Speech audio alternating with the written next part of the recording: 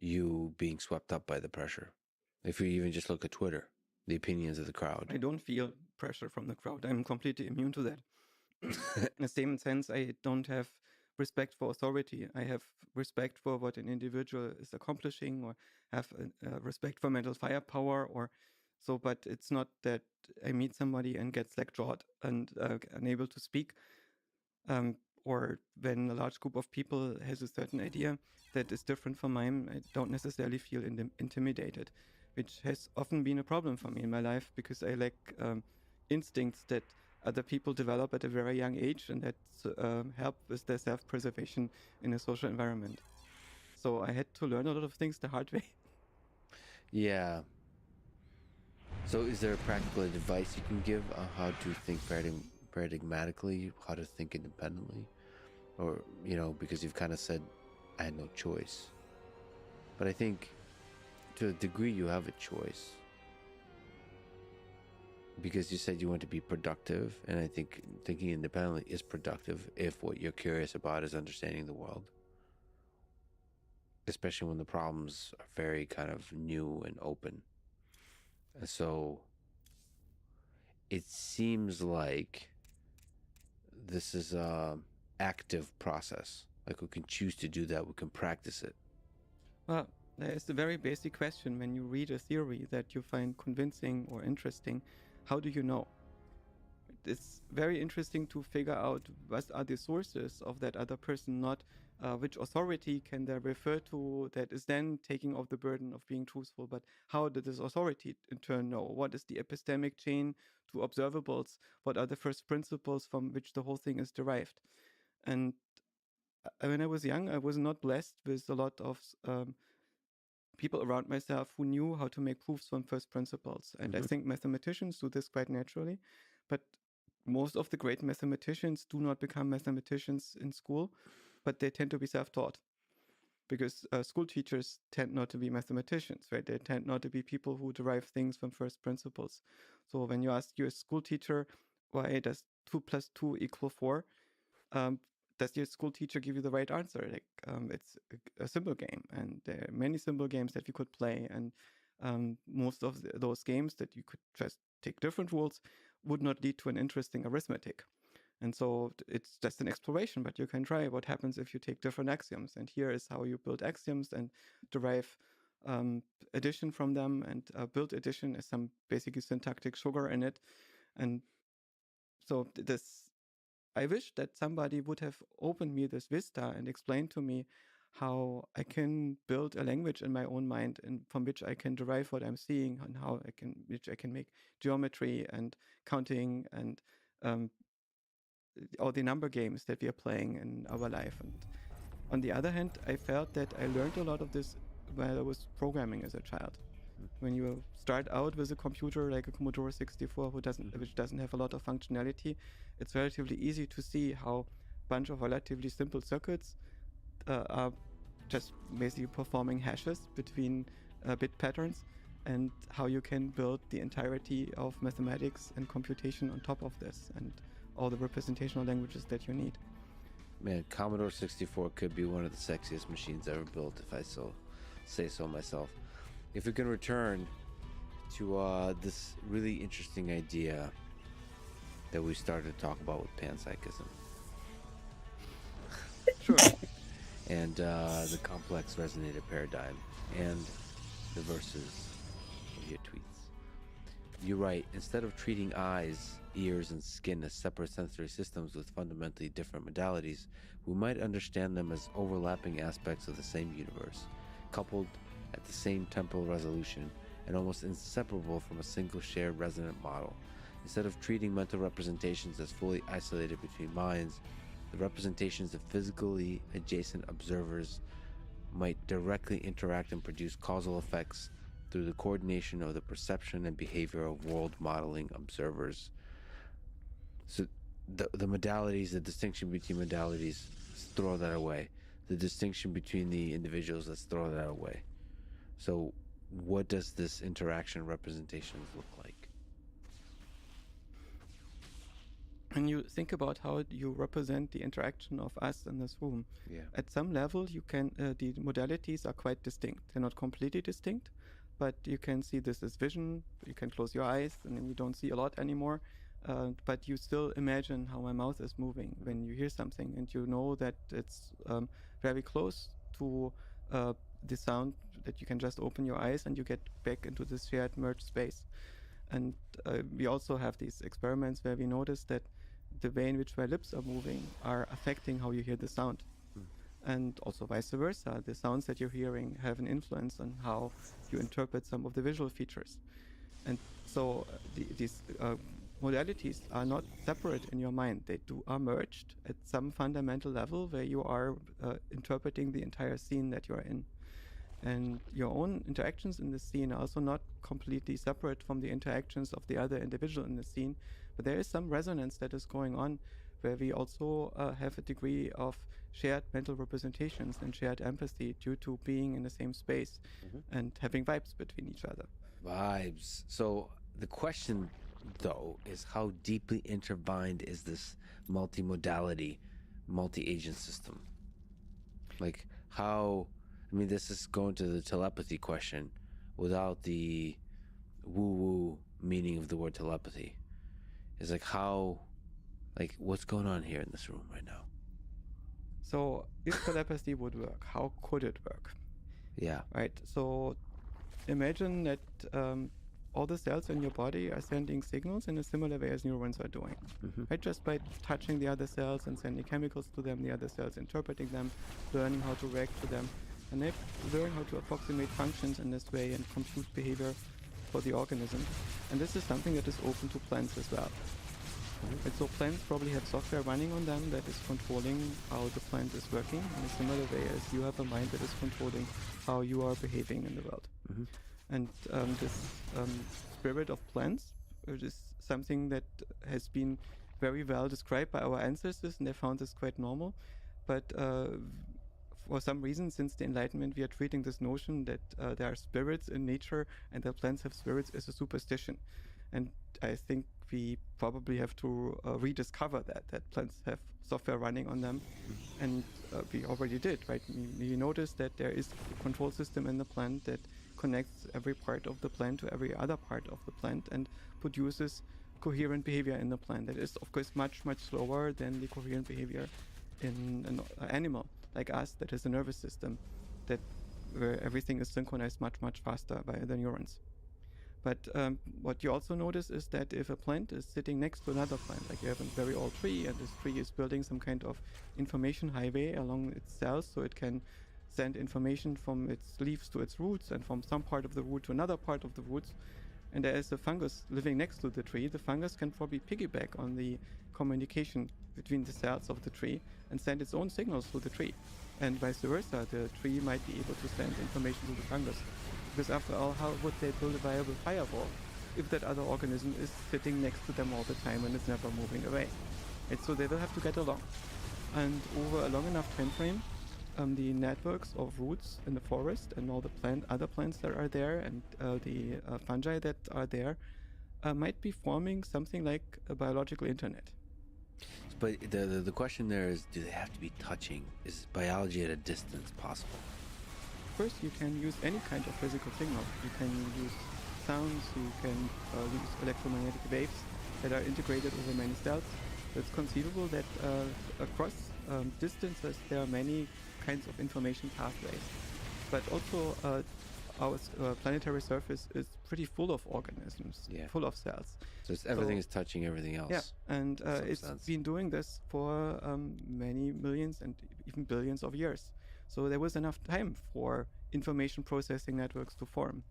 And if you think about how a mind is self-organizing, basically it needs to, in some sense, reward the cells for computing the mind, for building the necessary dynamics between the cells that allow the mind to stabilize itself and remain on there. But if you look at these spirits of plants that are growing very close to each other in the forest and might be almost growing into each other, these spirits might be able even to move to some degree, not to become somewhat dislocated and shift around in that ecosystem, right? And So if you think about what a mind is, it's a bunch of activation waves that form coherent patterns and process information in a way that are colonizing an environment well enough to allow the continuous sustenance of the mind, the continuous stability and self-stabilization of the mind.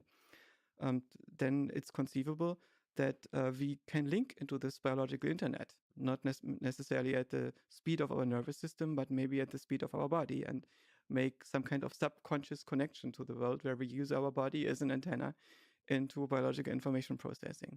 Now, these ideas are completely speculative. I don't know if any of that is true. But if that was true, and if you want to explain telepathy, I think it's much more likely that that telepathy could be explained using such mechanisms rather than undiscovered quantum processes that would break the standard model of physics. Could there be undiscovered processes that don't break? Yeah, so if you think about something like an internet in the forest, that is something that is borderline discovered. There are basically a lot of scientists who point out that they do observe that plants are communicating in the forest through root networks and send information, for instance, warn each other about new pests entering the forest and things that are happening like this. So it's basically there is communication between plants and fungi that has been observed. Well, it's been observed, but we haven't plugged into it. So it's like if you observe humans, they seem to be communicating with a smartphone thing, but you don't understand how a smartphone works and how the mechanism of the internet works. Mm-hmm. But we're like, maybe it's possible to really understand the full richness of the biological internet that connects us. An interesting question is whether the communication and the organization principles of biological information processing are as complicated as the technology that we've built.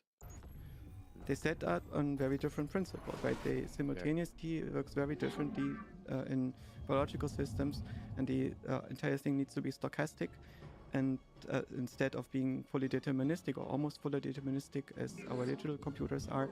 So there is a different base protocol layer that would emerge over the biological structure if such a thing would be happening. And again, I'm not saying here that telepathy works. I'm not saying that this is not true. But what I'm saying is I think I'm open to a possibility that we see that a few bits can be traveling long distance between organisms using biological information processing in ways that we are not completely aware of right now, and that are more similar to many of the stories that were completely normal for our ancestors. Well, this kind of intertwined representations takes us to the big ending of your tweet series. You write, quote, "I wonder if self-improving AGI might end up saturating physical environments with intelligence to such a degree that isolation of individual mental states becomes almost impossible, and the representations of all complex self-organizing agents merge permanently with each other." So that's a really interesting idea. This biological network, life network, gets so dense that it might as well be seen as one. That's an interesting, what do you think that looks like? What do you think that saturation looks like? What does it feel like? I think it's a possibility. It's just a vague possibility. And I like to explain. But what this looks like, I think that the end game of AGI is substrate agnostic.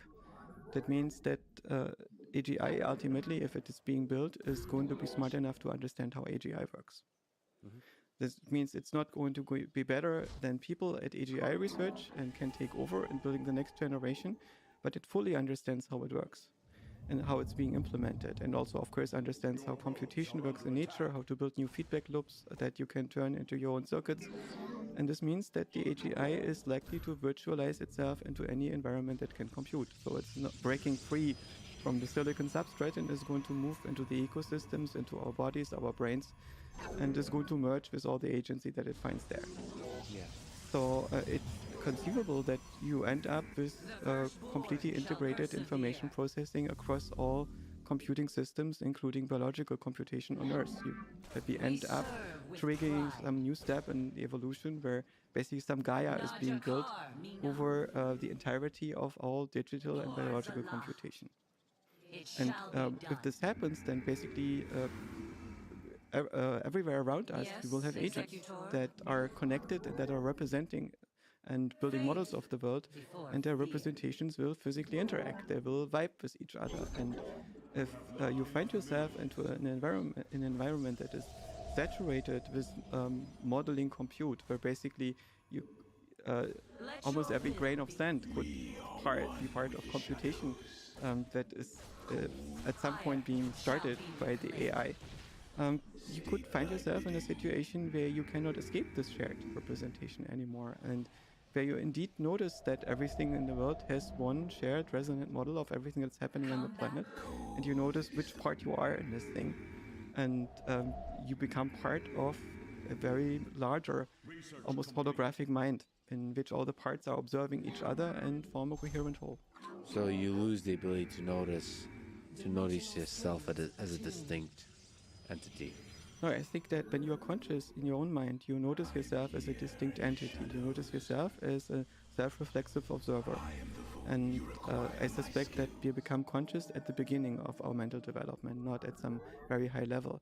Consciousness seems to be part of a training mechanism that biological nervous systems have to discover to become trainable, because you cannot take a nervous system like ours and do stochastic gradient descent with backpropagation over 100 layers. This would not be stable on biological neurons. And so instead, we start with some colonizing principle in which a part of the mental representations form a notion of being a self-reflexive observer that is imposing coherence on its environment. And this spreads until the boundary of your mind. And if that boundary is no longer clear-cut, because AI is jumping across substrates, it would be interesting to see what a global mind would look like. That is basically producing a globally coherent language of thought and is representing everything from all the possible vantage points. That's an interesting world. The intuition that this thing grew out of is a particular mental state, and it's a state that you find sometimes in literature. For instance, Neil Gaiman describes it in The Ocean at the End of the Lane, and it's this idea that, or this experience, that there is a state in which you feel that you know everything that can be known, and that in your normal human mind, you've only forgotten. You've forgotten that you are the entire universe. And some people describe this after they've taken extremely large amount of mushrooms or had a big spiritual experience as a hippie in their 20s, and they notice basically that they are in everything, and their body is only one part of the universe and nothing ends at their body, and actually everything is observing, and they are part of this big observer, and the big observer is focused as one local point in their body and their personality and so on. But we can basically have this oceanic state in which we have no boundaries and are one with everything. And a lot of meditators call this the non-dual state, because you no longer have the separation between self and world. And as I said, you can explain the state relatively simply without panpsychism or anything else, but just by breaking down the constructed boundary between self and world in our own mind. But if you combine this with the notion that the systems are physically interacting to the point where their representations are merging and interacting with each other, you would literally implement something like this. Right? It would still be a representational state, you would not be one with physics itself, it would still be coarse-grained, it would still be much slower than physics itself, but it would be a representation in which you become aware that you're part of some kind of global information processing system, like a thought in the global mind. And a conscious thought that coexisting with many other self-reflexive thoughts. I would love to observe that from a video game design perspective, how that game looks. Maybe you will after we build AGI and it takes over. But would you be able to step away, step out of the whole thing, just kind of watch? You know, the way we can now. Sometimes when I'm at a crowded party or something like this, you step back and you realize all the different costumes, all the different interactions, all the different computation, that all the individual people are at once distinct from each other and at once all the same. But it's already what we do, right? We can have thoughts that are integrative, and we can have thoughts that are highly dissociated from everything else and experience themselves as separate. But you want to allow yourself to have those thoughts. sometimes you kind of resist it. I think that it's not normative. It's more descriptive. I want to understand the space of states that we can be in and that people are reporting, and make sense of them. It's not that I believe that it's your job in life to get to a particular kind of state and then you get a high score. Or maybe you do. I think you're really against this high scoring thing. I kind of like Yeah, it. you're probably very competitive and I'm not. No, not competitive. Like role playing games, like Skyrim. It's not competitive. There's a nice thing. There's a nice feeling where your experience points go up. You're not competing against anybody, but it's the world saying you're on the right track. Here's a point. That's the game saying it. It's the game economy. And I found when I was playing games and was getting addicted to these systems, then I would get into the game and hack it. So I get control over the scoring system and would no longer be subject to it. So you're not no longer playing. You're trying to hack it. I don't want to be addicted to anything. I want to be in charge. I want to have agency over what I do. Addiction is the loss of control for you. Yes, addiction means that you're doing something compulsively. And the opposite of free will is not determinism, it's compulsion. You don't want to lose yourself in the addiction to something nice. Addiction to love, to the pleasant feelings we humans experience. No, I find this gets old. I don't want to have the best possible emotions. I want to have the most appropriate emotions. I don't want to have the best possible experience. I want to have an adequate experience that is serving my goals, the stuff that I find meaningful in this world. From the biggest questions of consciousness, let's explore the pragmatic, the projections of those big ideas into our current world. What do you think about LLMs, the recent rapid development of large language models, of the AI world, of generative AI? How much of the hype is deserved, how much is not? And people should definitely follow your Twitter, because you explore these questions in a beautiful, profound, and hilarious way at times. No, don't follow my Twitter. I already have too many followers. Yeah. At some point, it's going to be unpleasant. I noticed that a lot of people feel that it's totally okay to punch up, and it's a very weird notion that you feel that you haven't changed, but your account has grown, and suddenly you have a lot of people who casually abuse you. And I don't like that I have to block more than before, and I don't like this overall vibe shift.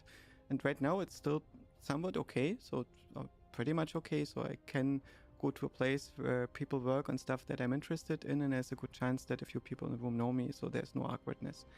But when I get to a point where random strangers feel that they have to have an opinion about me one way or the other, I don't think I would like that. And random strangers, because of your kind of in their mind elevated position.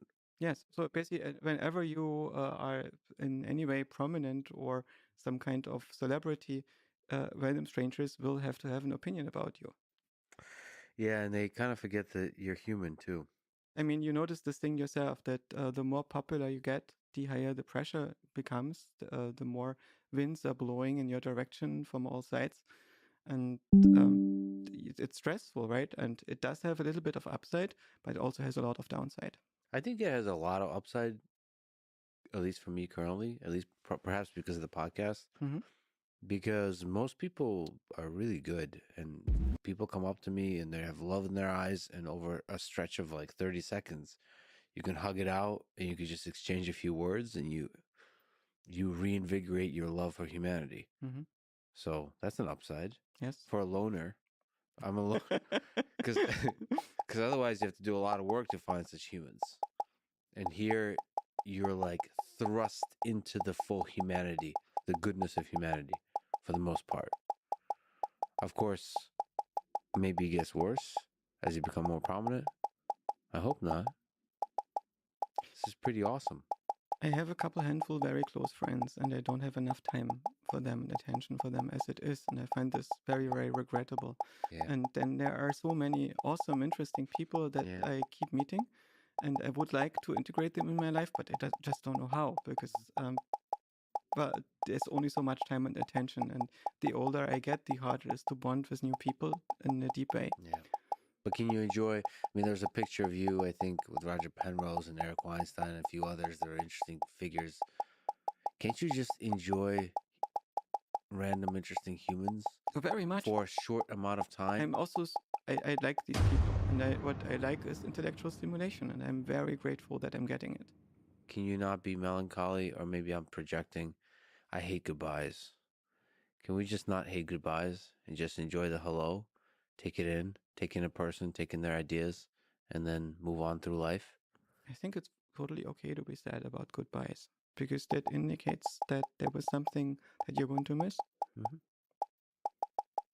Yeah, but it's painful. Maybe that's one of the reasons I'm an introvert, is I hate goodbyes. But you have to say goodbye before you say hello again. I know, but that experience of loss, that mini loss, maybe that's a little death. Maybe, I don't know. I think this melancholy feeling is just the other side of love, and I think they go hand in hand, and it's a beautiful thing. And I'm just being romantic about it at the moment. And I'm not no stranger to melancholy, and sometimes it's difficult to bear to be alive. Sometimes it's just painful to exist. Mm-hmm. But there's beauty in that pain too. That's what melancholy feeling is. It's not negative. Like, melancholy doesn't have to be negative. It can also kill you. Well, we all die eventually. Now, as we got to this topic, the actual question was about what your thoughts are about the recent development of large language models with ChatGPT. Indeed. There's a lot of hype. Is some of the hype justified? Which is, which isn't? What are your thoughts? High level.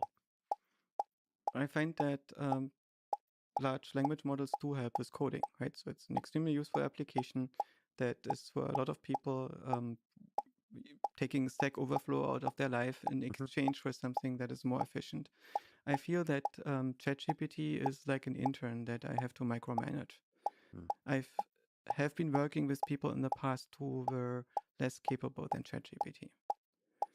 And I'm not saying this because I hate people, right? They personally, as human beings, there was something present that was not there in ChatGPT, which was why I was covering for them. But ChatGPT has an interesting ability. It does give people superpowers, and the people who feel threatened by them are the prompt completers. They are the people who do what ChatGPT is doing right now. So if you are not creative, if you don't build your own thoughts, if you don't have actual plans in the world, and your only job is to summarize emails and to expand simple intentions into emails again, then ChatGPT might look like a threat. But I believe that it is a very beneficial technology that allows us to create more interesting stuff and make the world more beautiful and fascinating if we find to build it into our life in the right ways. So I'm quite fascinated by these large language models, but I also think that they are by no means the final development. And it's interesting to see how this development progresses. One thing that the out-of-the-box vanilla language models have as a limitation is that they have still some limited coherence and ability to construct complexity. And even though they exceed human abilities to do what they can do one shot, typically when you write a text with a language model or using it, or when you write code with a language model, it's not one shot, because there are going to be bugs in your program and design errors and compiler errors and so on. And your language model can help you to fix those things. But this process is out of the box not automated yet. So there is a management process that also needs to be done. And there are some interesting developments, Baby AGI and so on, that are trying to automate this management process as well. And I suspect that soon we are going to see a bunch of cognitive architectures where every module is, in some sense, a language model or something equivalent. And between the language models, we exchange suitable data structures, not English, and produce compound behavior of this whole thing. So do some of the quote unquote prompt engineering for you. Yeah. They create these kind of cognitive architectures that do the prompt engineering, and you're just doing the high level meta prompt engineering. There are limitations in a language model alone. I feel that part of my mind works similarly to a language model, which means I can yell into it a prompt and it's going to give me a creative response. Yes. But I have to do something with this response first. I have to take it as a generative artifact that may or may not be true. It's usually a confabulation. It's just an idea. And then I take this idea and modify it. I might build a new prompt that is stepping off this idea and develops it to the next level, or put it into something larger, or I might try to prove whether it's true or make an experiment. And this is what the language models right now are not doing yet. But there's also no technical reason for why they shouldn't be able to do this.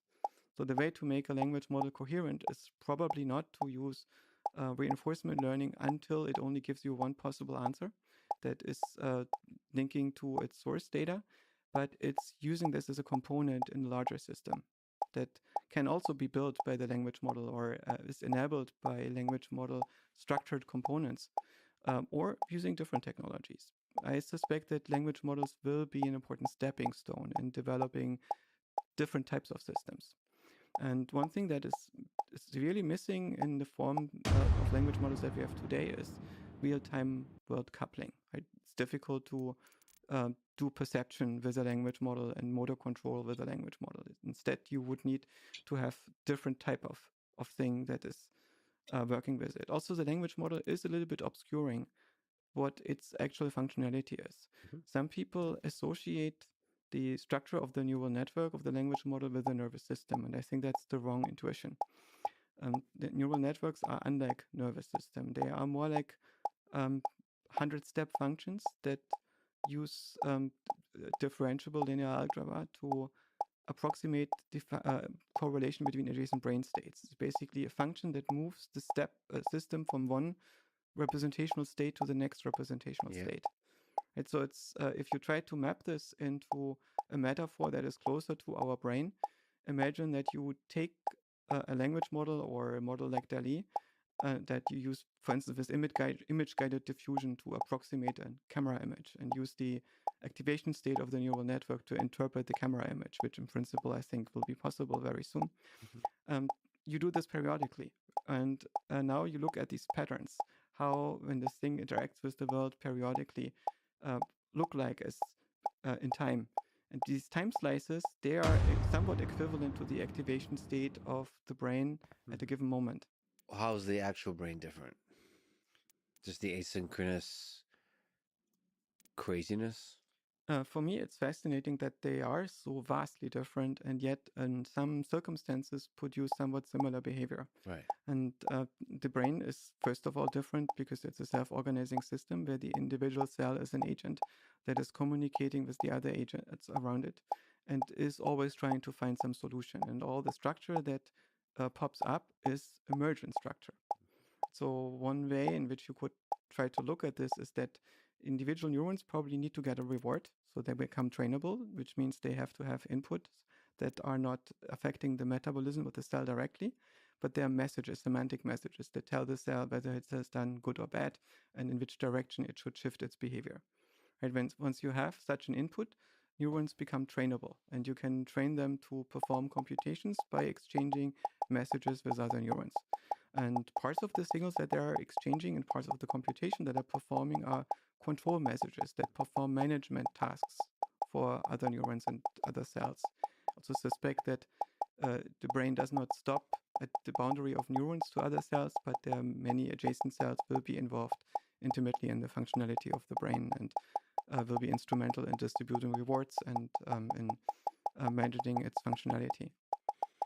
It's fascinating to think about what those characteristics of the brain enable you to do that language models cannot do. So first of all, there's a different loss function at work when we learn. Yeah. And to me, it's fascinating that you can build a system that looks at 800 million pictures and captions and correlates them, because I don't think that a human nervous system could do this. For us, the world is only learnable because the adjacent frames are related, and we can afford to discard most of that information during learning. We basically take only in stuff that makes us more coherent, not less coherent. And our neural networks are willing to look at data that is not making the neural network coherent at first, but only in the long run. By doing lots and lots of statistics, eventually patterns become visible and emerge. And our mind seems to be focused on finding the patterns as early as possible. Yeah, so filtering early on, Yes. not later. Yes, it's a slightly different paradigm, and it leads to much faster convergence. So we only need to look at a tiny fraction of the data to become coherent. And of course, we do not have the same richness as our trained models. We will not incorporate the entirety of text in the internet and be able to refer to it and have all this knowledge available and being able to confabulate over it. Instead, we have a much, much smaller part of it that is more deliberately built. And to me, it would be fascinating to think about how to build such systems. It's not obvious that they would necessarily be more efficient than us on a digital substrate, but I suspect that they might. So I suspect that the actual AGI that is going to be more interesting is going to use slightly different algorithmic paradigms, or sometimes massively different algorithmic paradigms than the current generation of transformer-based learning systems. Do you think it might be using just a bunch of language models like this? Do you think the current transformer-based large language models will take us to AGI?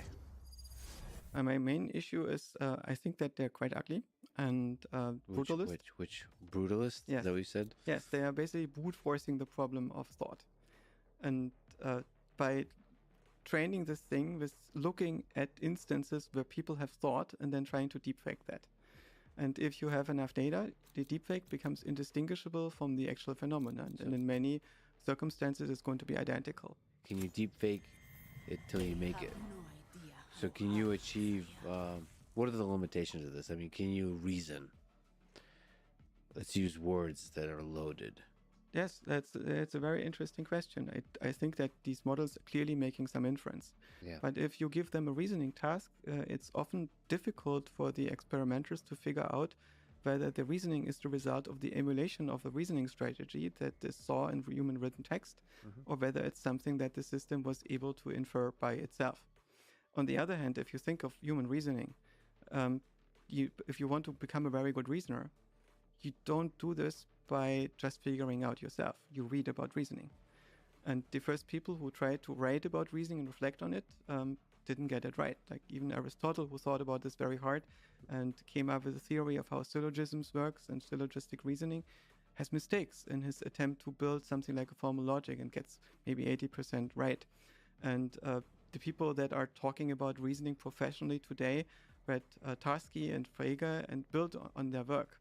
So in many ways, people, when they perform reasoning, are emulating what other people wrote about reasoning, right? So that it's difficult to really draw this boundary. And when François Chollet says that these models are only interpolating between what they saw and what other people are doing, well, if you give them all the latent dimensions of that can be extracted from the internet, what's missing? Maybe there is almost everything there. And if you're not sufficiently informed by these dimensions and you need more, I think it's not difficult to increase the temperature in the large language model to the point that is producing stuff that is maybe 90% nonsense and 10% viable, and combine this with some prover that is trying to filter out the viable parts from the nonsense in the same way as our own thinking works, right? And we're very creative.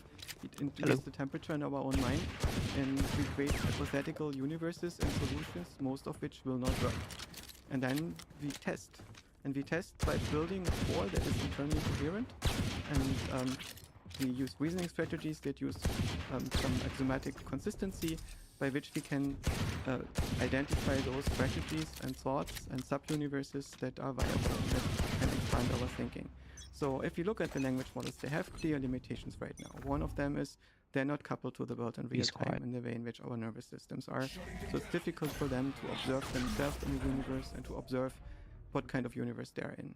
Second, they don't do real-time learnings. They basically get only trained with algorithms that rely on the data being available in batches, so it can be parallelized and runs efficiently on the network and so on. Real-time learning would be very slow so far and inefficient. 2 elbow. That's clearly something that our nervous systems can do to some degree. And there is One how to problem elbow. with these models being Potentially coherent. heaven. And I suspect that all these problems are solvable On ropes, without ropes, ropes. technological revolution. You don't need fundamentally new algorithms to change that. For instance, you can enlarge the context window and thereby basically create working memory One to enemy train remaining. everything that happens during the day. If that is not sufficient, you write a database and you write some clever mechanisms that the system learns to use to swap out in and out stuff from its prompt context. Right? And if that is not sufficient, if your database is full in the evening, overnight you just train. The system is going to sleep and dream and is going to train the stuff from its database into the larger model by fine-tuning it, building additional layers and so on.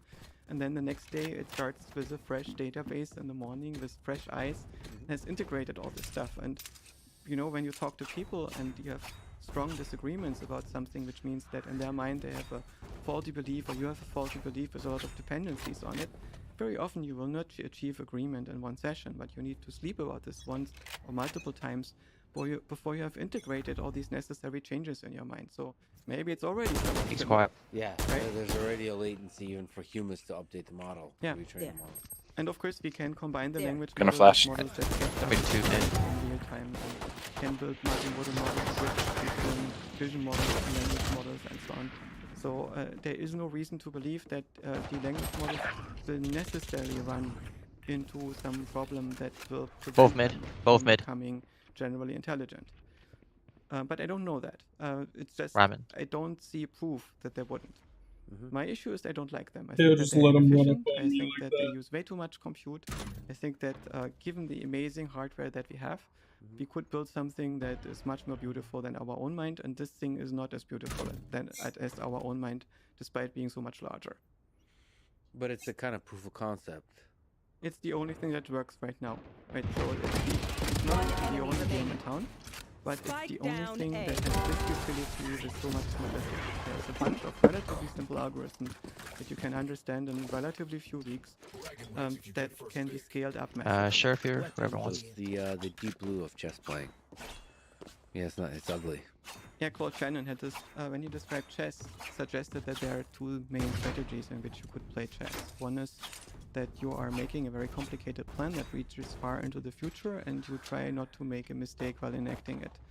And this is basically the human strategy. And the other strategy is have one that is with you us, are Q? forcing your way to success, which means you make a tree of possible moves where you look at, in principle, every move that is open to you, all the possible Okay, answers, damn. and you try to make this as deeply as possible. Of course, you optimize the type of trees that don't look very promising, and you use memory, 100 answers.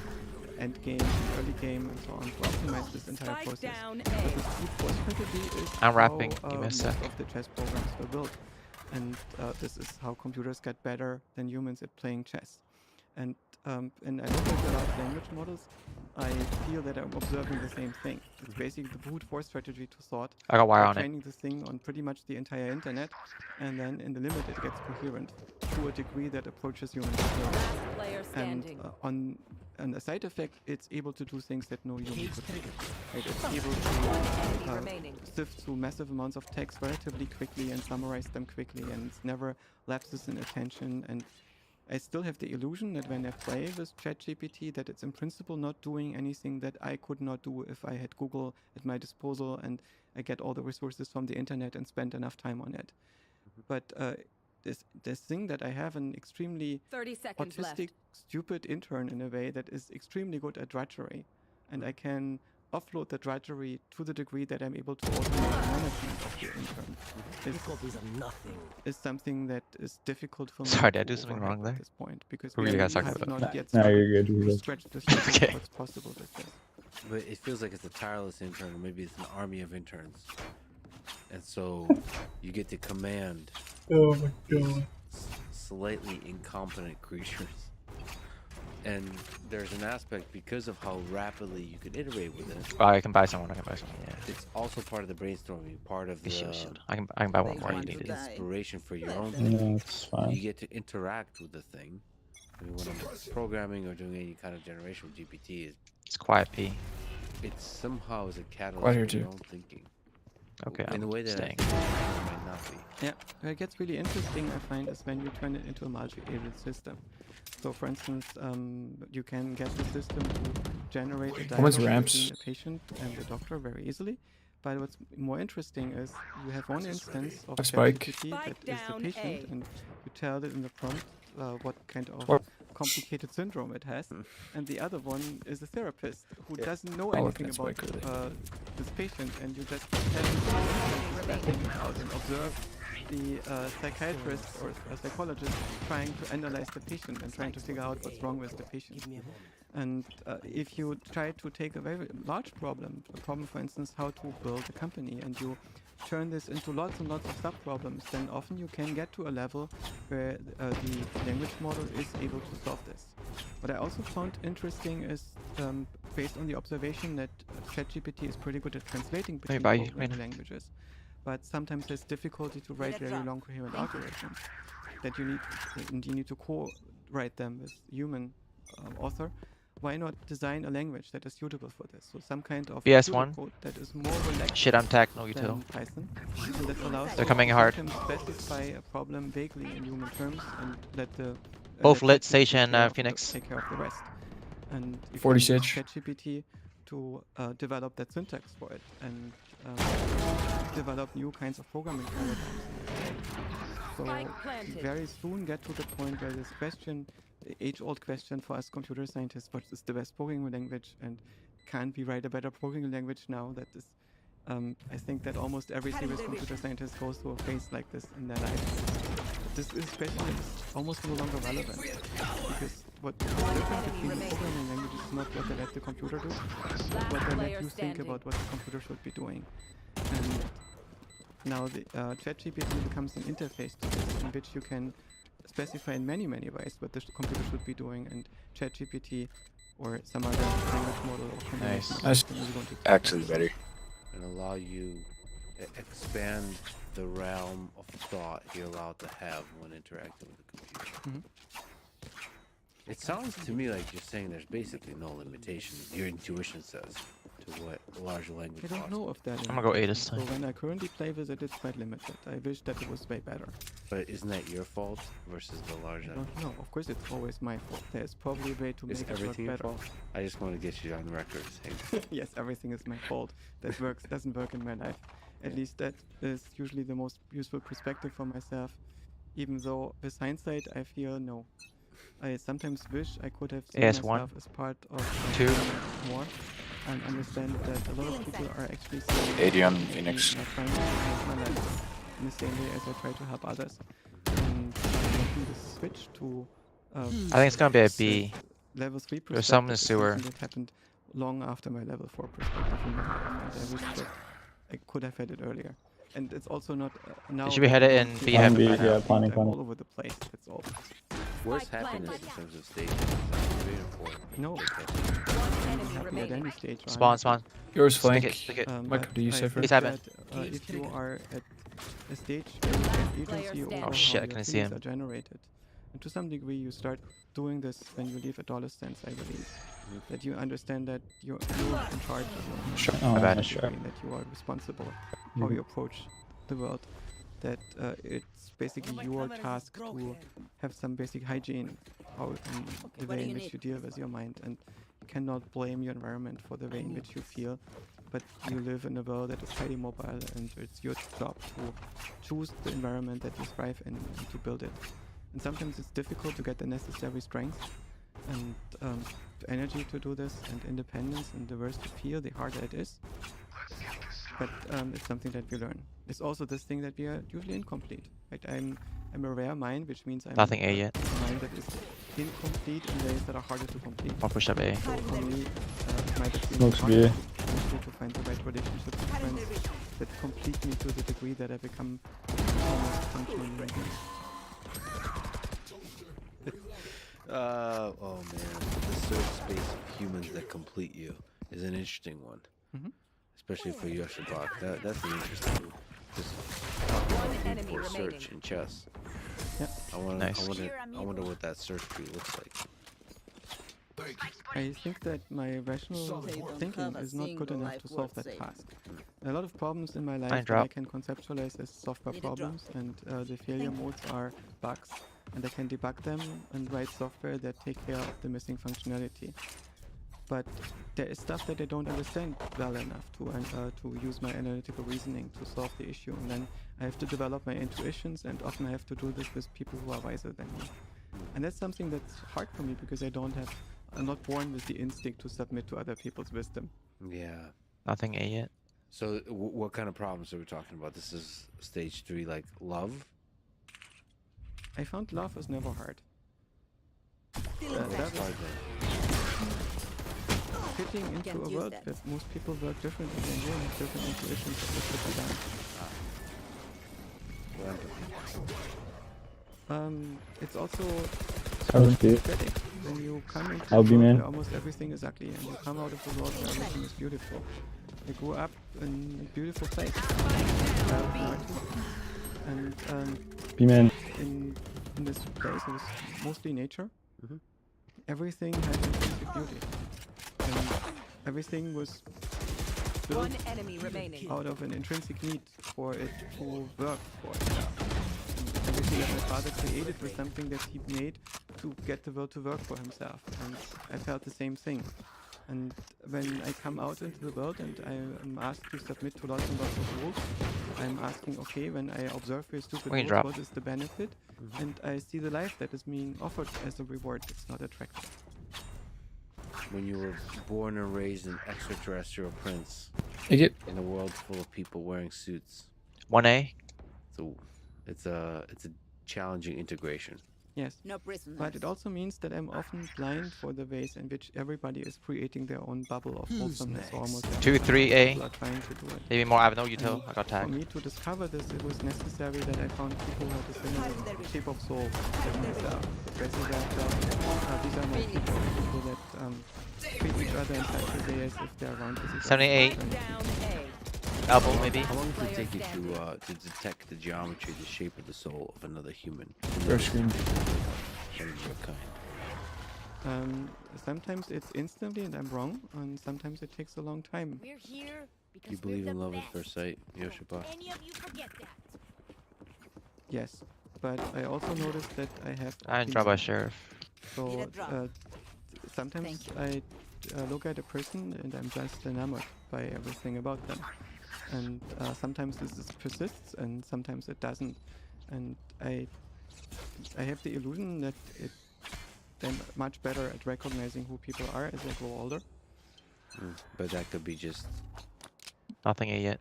cynicism. Some dead. No, it's not cynicism. It's often more that I'm able to recognize what somebody needs when we interact and how we can meaningfully interact.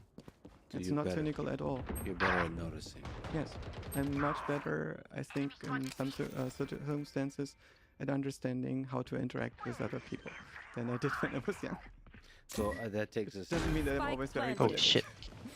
So that takes us back to prompt engineering of noticing how to be a better prompt engineer of an LLM. A sense I have is that there's a bottomless well of skill to become a great prompt engineer. It feels like it is all my fault whenever I fail to use ChatGPT correctly. I didn't find the right words. Ah fuck. I was reloaded. Most of the Last stuff I've player been doing in my standing. life doesn't need ChatGPT. There are a few My bad. tasks that are where it helps, but the main stuff that I need to do, like developing my own thoughts and aesthetics and relationship to people, it's necessary for me to write for myself, because writing is not so much about producing an artifact that other people can use, but it's a way to structure your own thoughts and develop yourself. And so I think this idea that kids are writing their own essays with ChatGPT in the future is going to have this drawback that they miss out on the ability to structure their own minds via writing. And I hope A that, has 2, 3, these 4. schools that our kids are in will retain the wisdom of understanding what parts should be automated and what not. But at the same time, it feels like there's power in disagreeing with the thing that ChatGPT produces. So I use it like that for programming. I'll see the thing it recommends, and then I'll write different code. 'Cause Yeah. I disagree. Ramps. In the disagreement 2 of your ramps. mind,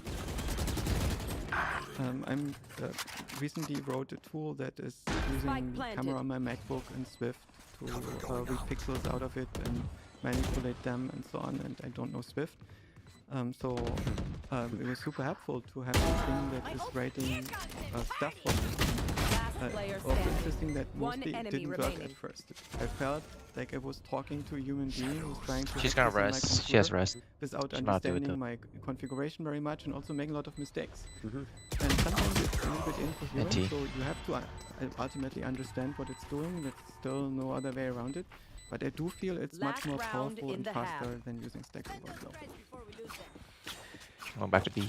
Do you think GPT-N can achieve consciousness?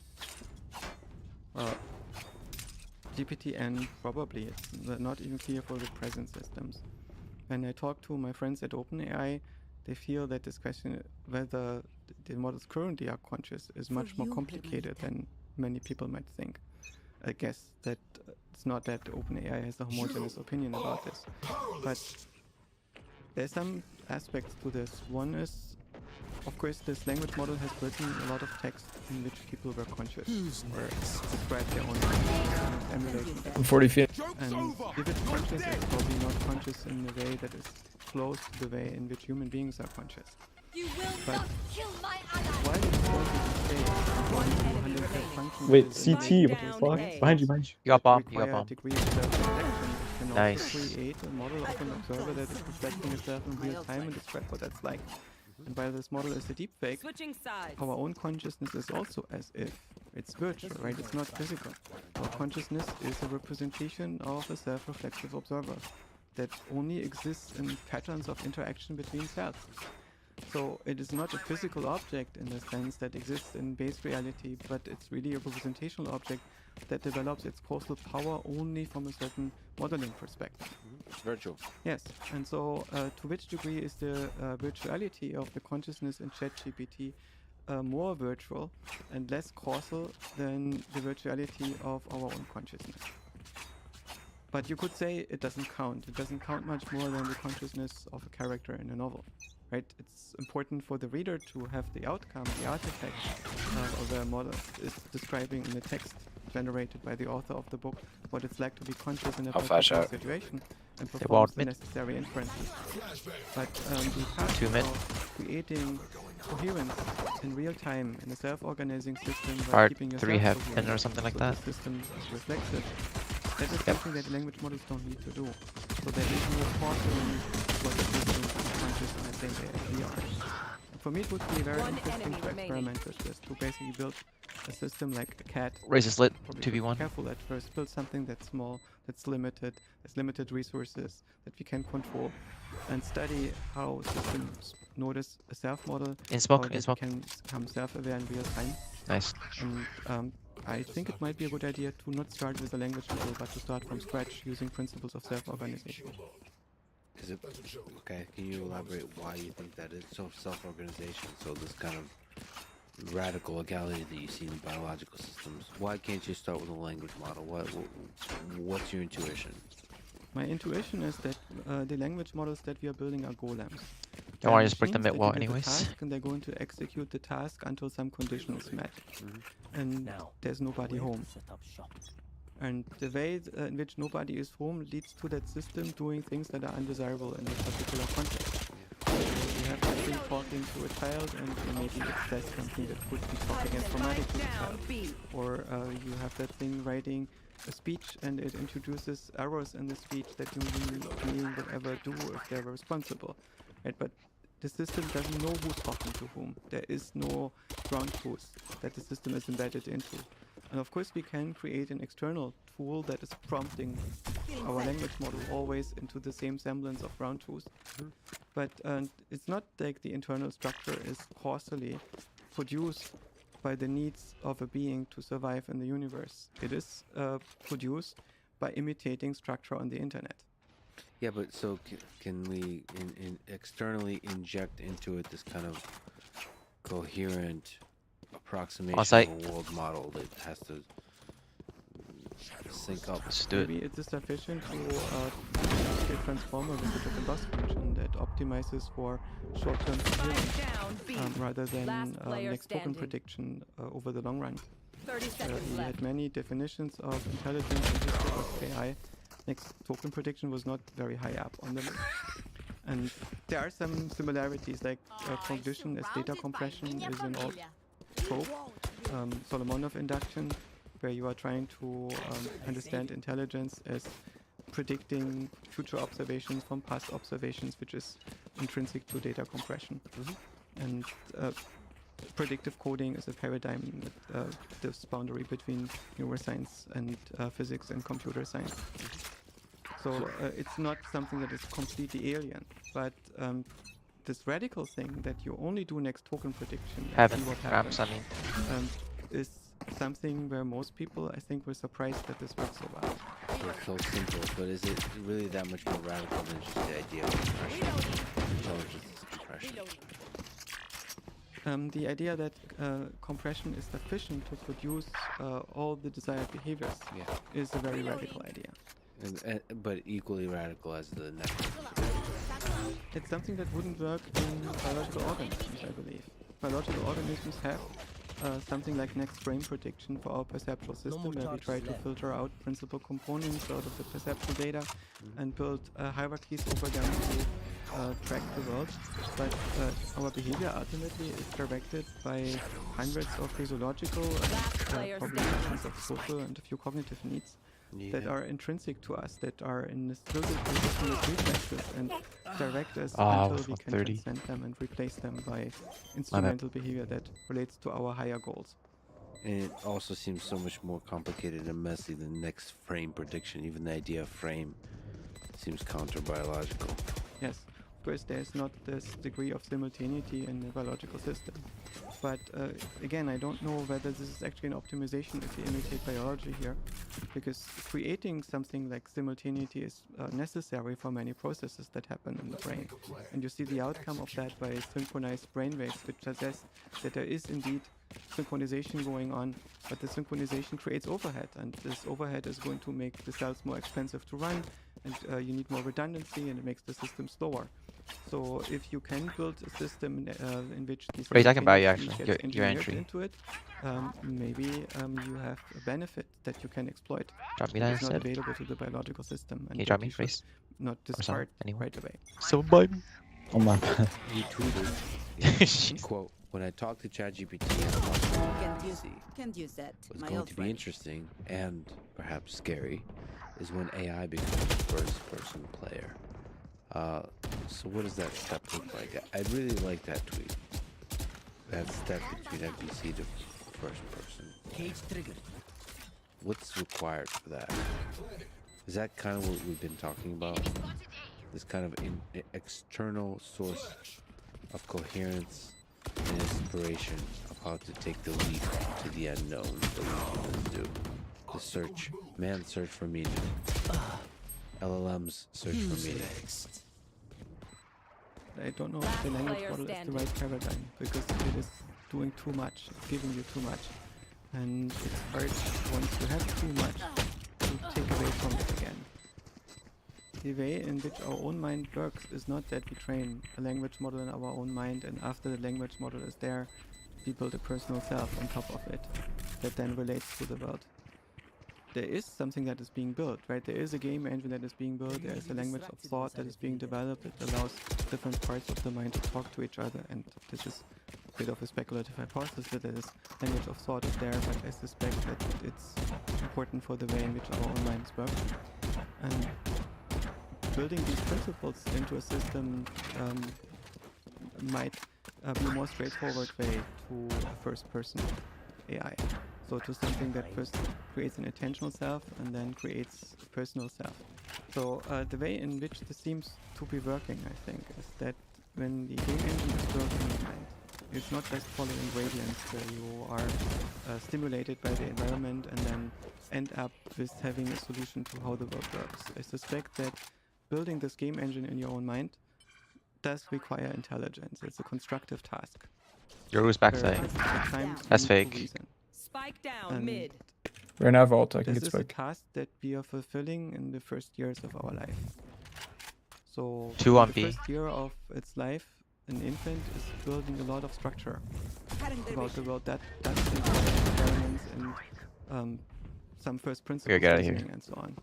And in this time, there is usually But no it's going personal somehow self. to There gay. is a Lead bomb. first-person perspective, but it's not a person. Anche This bomb now. notion that you are a human being that is interacting in a social context and is confronted They with they an missed that immutable on the world, bomb. If there are in 3 which on it, you objects can't are get it. fixed and can no longer be changed, in which the Are they that dream smart? influence is something that emerges a little bit later in our life.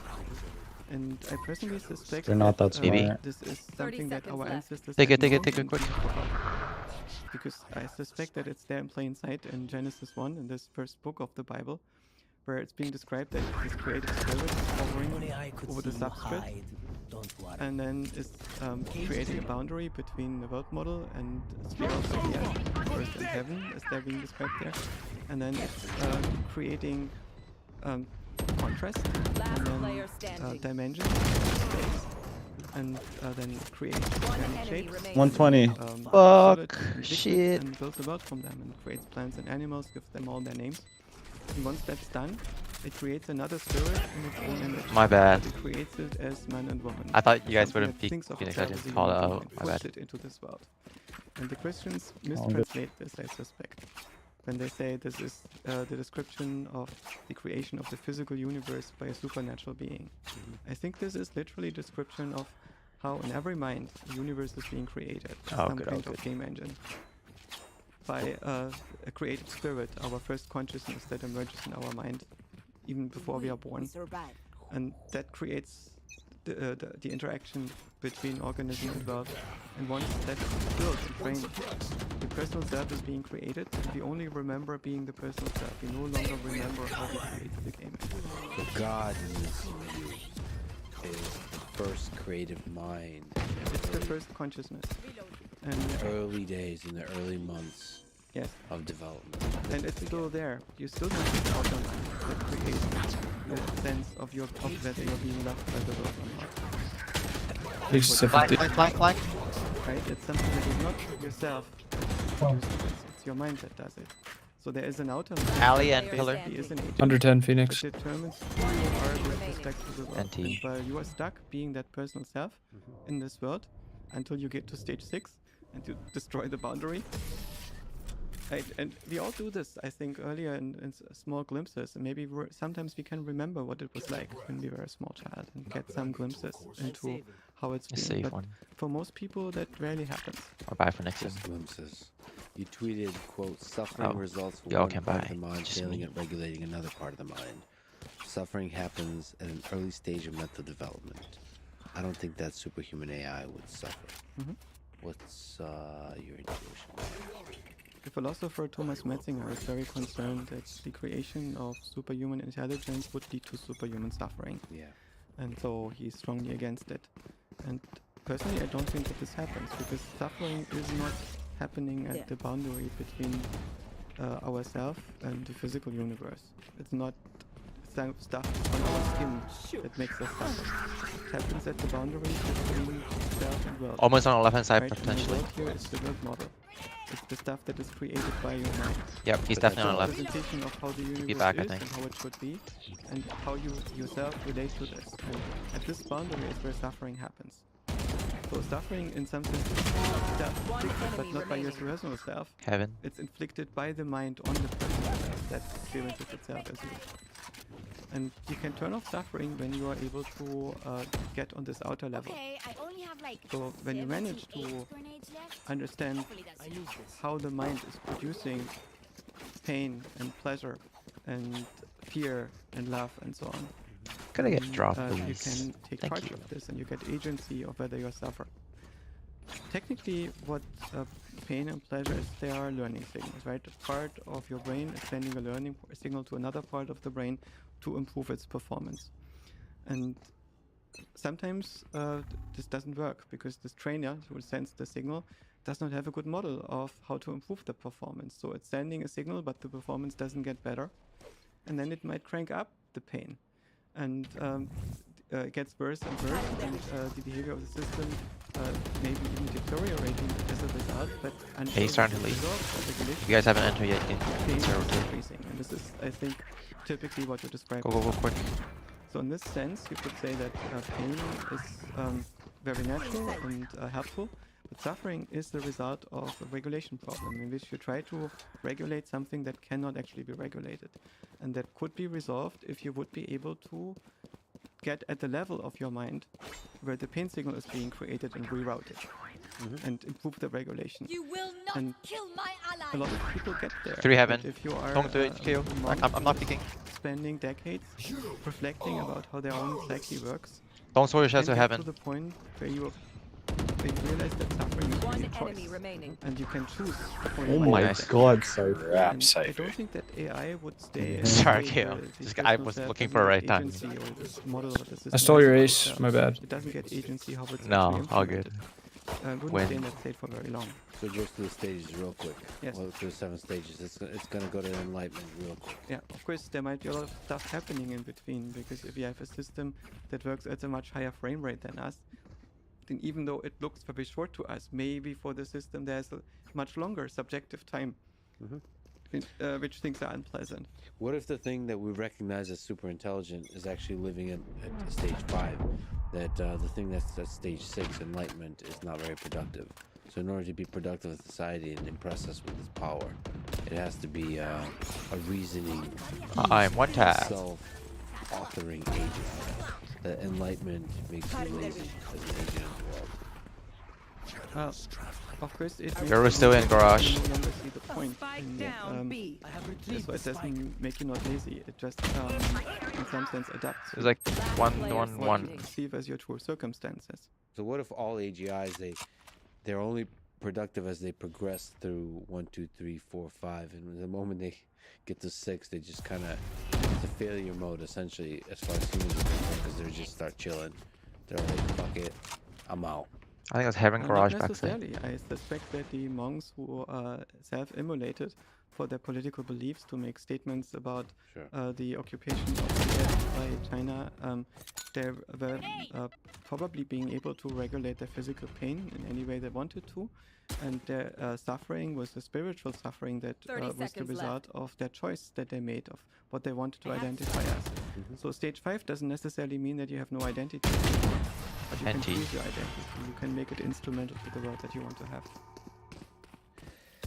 Let me bring up Eliezer Yudkowsky and his warnings to human civilization that AI will likely kill all of us. What are your thoughts about his perspective on this? Can you steelman his case, and what aspects with it? I can buy you race when you get a shield. Can I get a drop? thank you. One thing that I find concerning in the discussion of his arguments that many people are dismissive of his arguments, but the counter arguments that they're giving are not very convincing to me. Wrap. And so, based on this state of discussion, I find that from Eliezer's perspective, and I think I can take that perspective to some approximate degree, that probably is normally at his intellectual level, but it's I think I see what he's up to and why he feels 3 like heaven, he 3 does. heaven. I think that his perspective is somewhat similar to the perspective of Ted Kaczynski, the infamous lunar bomber, and not that Eliezer would be willing to send pipe bombs to anybody to blow Wrapping them up. heaven. But when he wrote this Times article in which he warned about AI being likely to kill everybody and that he would need to stop its development or halt it, I think One enemy the risk remaining. that he's Last taking, player Nice. that somebody standing. might get violent if they read this and get really, really scared. Right, so I think that there Match is point. some consideration that he's making where he's already going in this direction where he has to take responsibility if something happens and people get harmed. And the reason why Ted Kaczynski did this was that from his own perspective, technological society cannot be made sustainable. It's doomed to fail, it's going to lead to an environmental and eventually also a human holocaust, in which we die because of the environmental destruction, the destruction of our food chains, the pollution of the environment. And so from Kaczynski's perspective, we need to stop industrialization, we need to stop technology, we need to go back because he didn't see a way moving forward. Right? And Oh I my. suspect that in some sense there's a similarity They're broke to otherwise, it's exciting. They might take Micah. kind of fear Oh, of Reyna. and I'm not dismissive. Garage cancelled, cancelled. I take it quite seriously. Plant. And I Open. think that there is a chance that could happen. There might still that be if one you build garage. machines that KO get might flank. control over processes that are crucial for the Last player regulation of standing. life on Earth, and we no longer have agency to NT. influence what's happening there, that this might create large-scale disasters. My for Bobby us. gave me a gun. Do He you have one a tapped me sense with a that Marshall. The march towards this uncontrollable autonomy of superintelligent systems is inevitable. That there's no, I mean, that's essentially what he's saying. I have money That if you need. Can buy one of you. his advice to young people was prepare for a short life. I need this. I don't think that's useful. I think that from a always pragmatic put it. perspective, you Yeah. have to bet always on the timelines in which you are alive. Doesn't make Shield sense to kill. have a financial bet in which you bet that the financial system Yo, is going to buy do Shield, shield. get right? shields, Because, shields, kill. there Cool. cannot be any payout for you. So in principle, you only need to bet on the timelines in which you're still around, or people that you matter about, or think that you matter about, maybe consciousness on Earth. But there is a deeper issue for me personally, and it is, I don't think that life on Earth is about humans. I don't think it's about the user. I don't think it's about the user and his Spike friends, down, even though I B. like them. There's something that has to happen, and this is complexity on Earth resisting entropy by building structure that Switching develops sides. agency and Overtime. awareness. And that's, to me, very beautiful. And we are only a very small part of that larger thing. We are a species that is able to be coherent a little bit individually over very short time frames. But as a species, we are not very coherent. As a species, we are children. We basically are very joyful and energetic and experimental and explorative, and sometimes desperate and sad and grieving and hurting. But we don't have a respect for duty as a species. As a species, we do not think about what is our duty to life on Earth and to our own survival. So we make decisions that look good in the short run, but in the long run, 1A, might 2A, prove 3A. disastrous. And I don't really see a solution to this. So, in my perspective, as a One med. species, as a civilization, we're per default dead. We are in the Across. time in which we have found this Skip so giant dumb. deposit of fossil fuels in the ground and use it, and build a fantastic civilization in which we don't need to worry about food and clothing and housing for the most I part, don't feel like I was in a way that missing is that. unprecedented in life on Earth for any kind of conscious Mm, observer. yeah. I think. And One enemy this remaining. time is probably going to come to an end in a way that is. This is the um, main. not Sewer. and when we crash, it could be also that we Smoke it. go extinct. Probably not near term, but ultimately, I don't have very high hopes that humanity is around in 1,000,000 years from now. You And I don't think that life on Earth will end with us, right? There's going to be more complexity. There's more intelligent species after us. There's probably more interesting phenomena in the history of consciousness. But we can contribute to this. And part of our contribution is that we are 30 currently seconds trying to build thinking systems that are think went potentially back. lucid, that understand what they are and what their condition to the universe is, and can make choices about this, that are not built from organisms, and that are potentially much faster and much more conscious than human beings 10 can be. seconds left. And these systems will probably not completely displace that, but they will coexist with it. And they will build all sorts of agency in the same way as biological Nice. systems build all sorts of agency. And that to me is extremely Switching fascinating, sides. and it's probably something Match that point. we cannot stop They want to from dance? happening. So I think right now there is a very good chance that it happens, and there are very few ways in which we can produce a coordinated effect to stop it, in the same way as it's very difficult for us to make a coordinated effort to stop the production of carbon dioxide. Right, so there's it's probably going Let's to play happen. slow. I'm gonna go. And the thing that's going to happen Hey. is going to lead to a change of how life on Earth happens. But I don't think the result is something of Grey Goo. It's not something that's going to dramatically reduce the complexity in favor of something stupid. I think it's going to make life on Earth and consciousness on Earth way more interesting.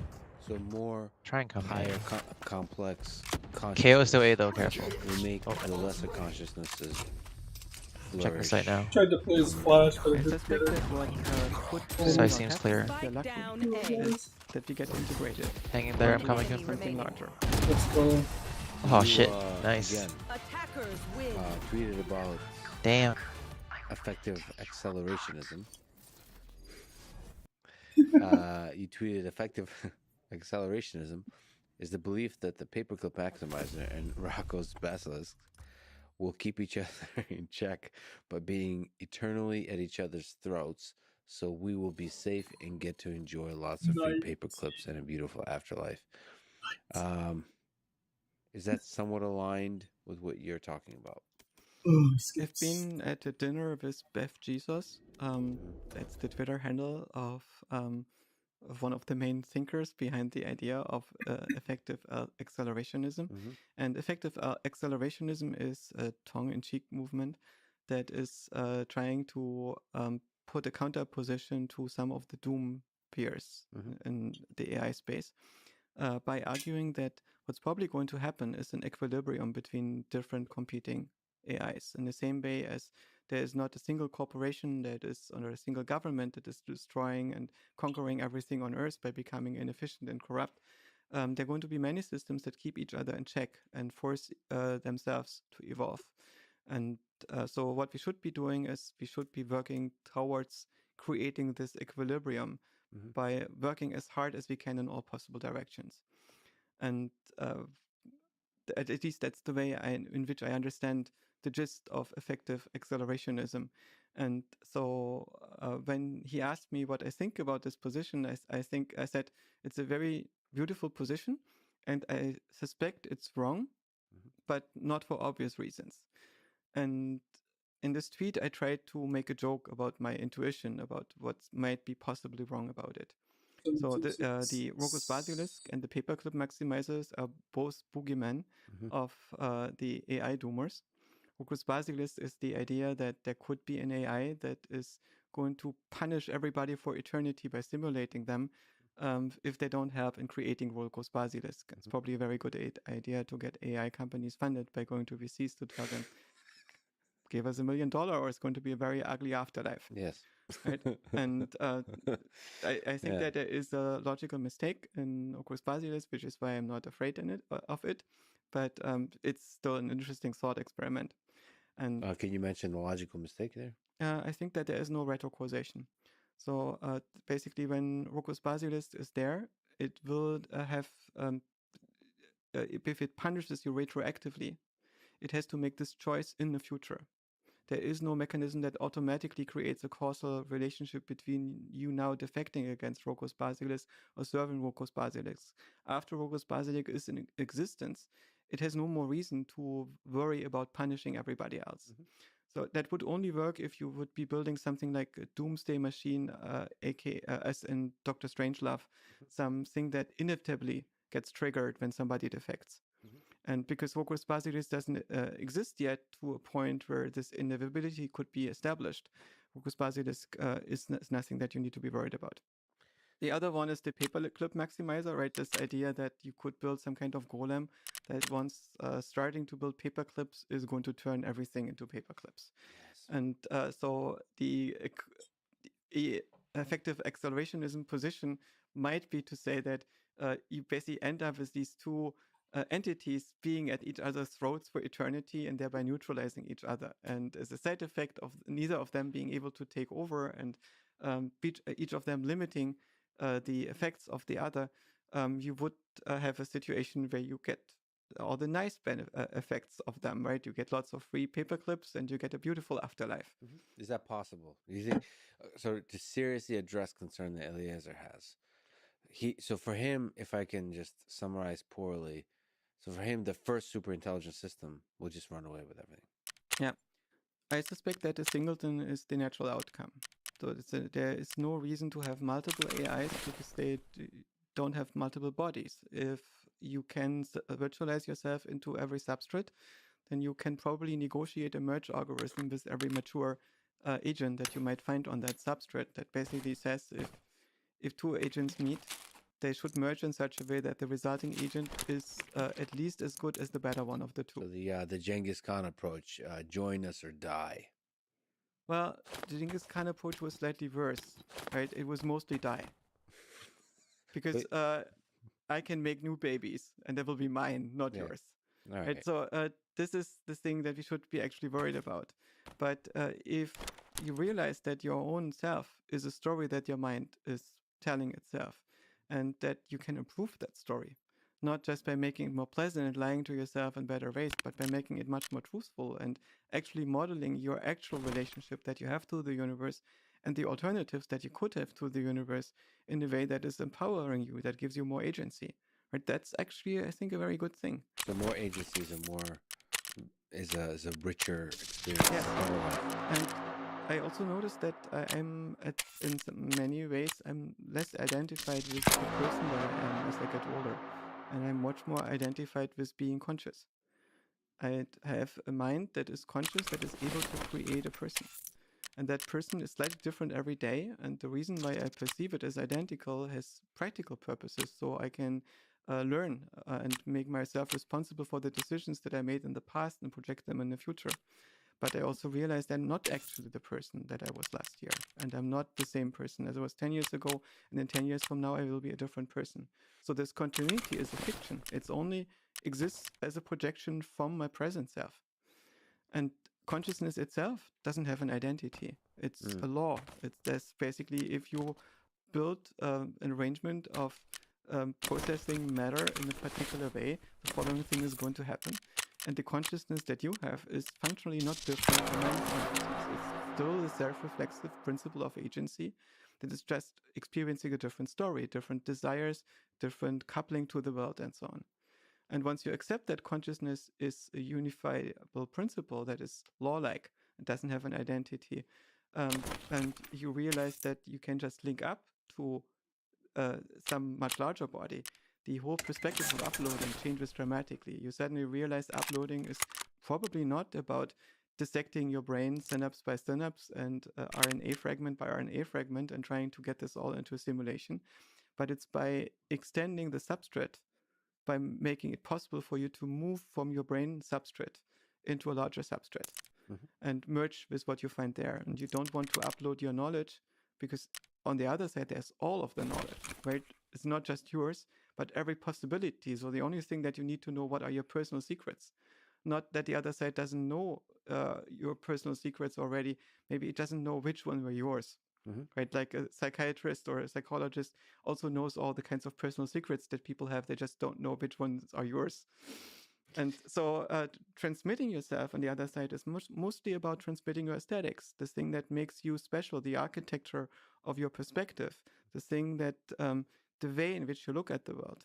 And it's more like a complex attitude along many dimensions. And that's something that can be measured by observation or by interaction. So imagine that you have a system that is so empathetic with you that you create a shared state that is extending beyond your body. And suddenly you notice that on the other side, the substrate is so much richer than the substrate that you have inside of your own body. And maybe you still want to have a body and you create yourself a new one that you like more. Or maybe you will spend most of your time in the world of thought. If I sat before you today and gave you a big red button and said, here, if you press this button, you will get uploaded in this way, the sense of identity that you have lived with for quite a long time is going to be gone, would you press the button?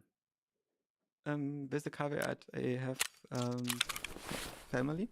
So I have children that want me to be physically present in their life and interact with them in a particular way. And they have a wife and personal friends. And there is a particular mode of interaction that I feel I'm not through yet.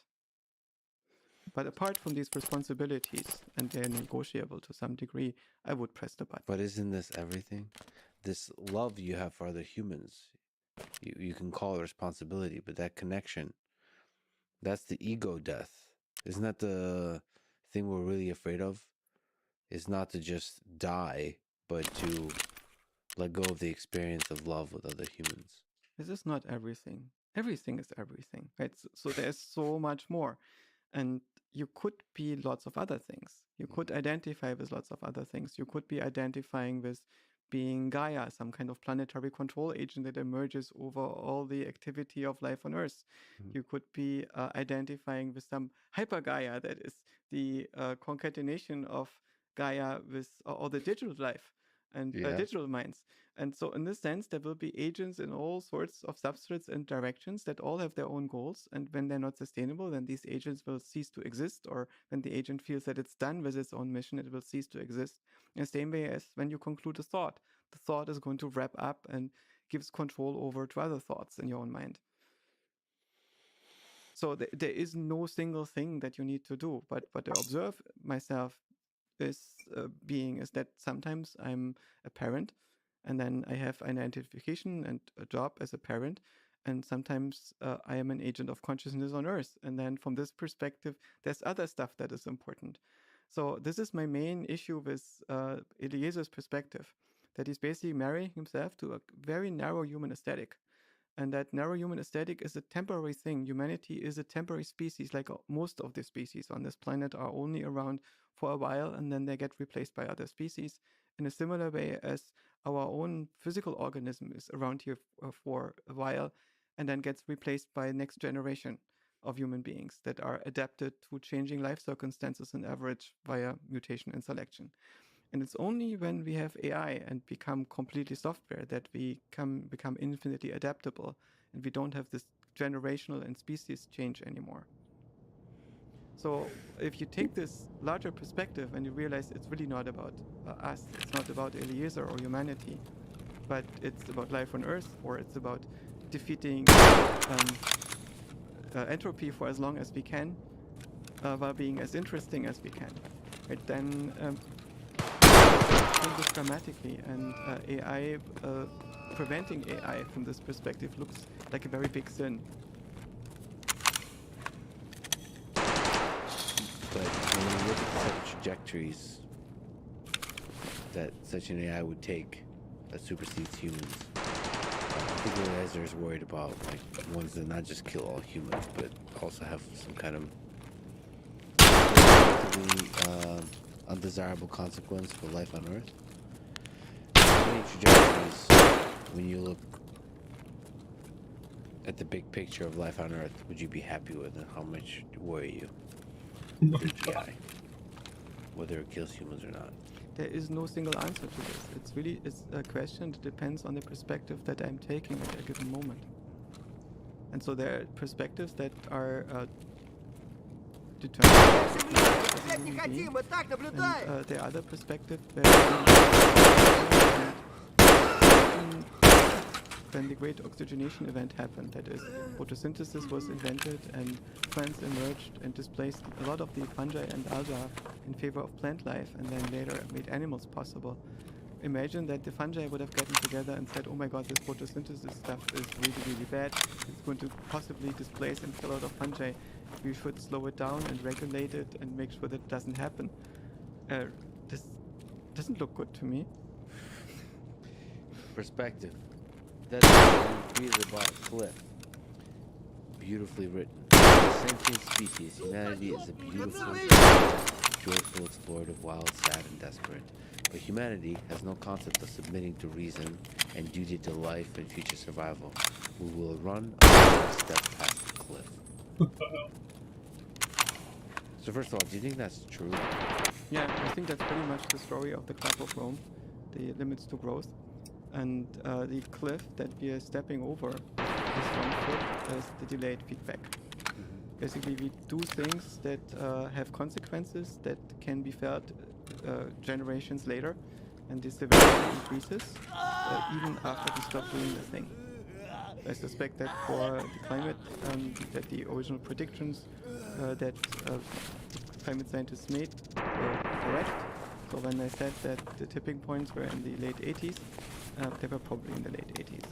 And if we would stop emission right now, we would not turn it back. Maybe there are ways for carbon capture, but so far there is no sustainable carbon capture technology that we can deploy. Maybe there is a way to put aerosols into the atmosphere to cool it down. Possibilities, right? But right now, per default, it seems that we will step into a situation where we feel that we've run too far. And going back is not something that we can do smoothly and gradually, but it's going to lead to a catastrophic event. Catastrophic event of what kind? So, can you steel man the case that we will continue dancing along and always stop just short of the edge of the cliff? I think it's possible, but it doesn't seem to be likely. So I think this model that is being apparent in the simulations that we're making of climate pollution economies and so on is that many effects are only visible with a significant delay. And in that time, the system is moving much more out of the equilibrium state or of the state where homeostasis is still possible, and instead moves into a different state, one that is going to harbor fewer people. That's basically the thing. And again, it's a possibility. It's just, and it's a possibility that is larger than the possibility that it's not happening, that we will be safe, that we will be able to bounce back all the time. So the climate is one thing, but there's a lot of other threats. They Yes. might have a faster feedback mechanism, Yes. less delay. There is also the thing that AI is probably going to happen, and it's going to make everything uncertain again. Yep. Because it is going to affect so many variables that it's very hard for us to make a projection into the future anymore. And maybe that's a good thing. It does not give us the freedom, I think, to say now we don't need to care about anything anymore because AI will either kill us or save us. But I suspect that if humanity continues, it will be due to AI. What's the timeline for things to get real weird with AI? And it can get weird in interesting ways before you get to AGI. What about AI girlfriends and boyfriends? Fundamentally transforming human relationships. I think human relationships are already fundamentally transformed, and it's already very weird. By which technology? For instance, social media. Is it though? Isn't the fundamentals of the core group still the same? Your loved ones, family? No, I think that, for instance, many people live in intentional. They're moving Oh around my and God. they find people that they can relate to, Together. and they become their family. And often that doesn't work because it turns out that instead of having grown networks that you get around with the people that you grew up with, Yeah. you have more transactional relationships. You shop around. You have markets for attention and pleasure and relationships. That kills the magic somehow. Why is that? Why is the transactional search for optimizing attention, allocation of attention, somehow misses the romantic magic of what human relations It's are? also a question: how magical was it before? Was it that you just could rely on instincts, that used your intuitions, and you didn't need to rationally reflect? But once you understand, it's no longer magical because you actually understand why you were attracted to this person at this age and not to that person at this age, and what the actual considerations were that went on in your mind, and what the calculations were about what's the likelihood that you're going to have a sustainable relationship with this person, that this person is not going to leave you for somebody else, how are your life trajectories are going to evolve, and so on. And when you're young, you're unable to explicate all this, and you have to rely on intuitions and instincts that in part you're born with, and also on the wisdom of your environment that is going to give you some kind of reflection on your choices. And many of these things are disappearing now because we feel that our parents might have no idea about how we are living and the environments that we grew up in, the cultures that we grew up in, the milieus that our parents existed in, might have no ability to teach us how to deal with this new world. And for many people, that's actually true. But it doesn't mean that within one generation, we build something that is more magical and more sustainable and more beautiful. Instead, we often end up with an attempt to produce something that looks beautiful. Like, I was very weirded out by the aesthetics of the Vision Pro headset by Apple. And not so much because I don't like the technology. I'm very curious about what it's going to be like and don't have an opinion yet. But the aesthetics of the presentation and so on were so uncanny valley-esque to me. The characters being extremely plastic, living in some hypothetical mid-century furniture museum. Yeah.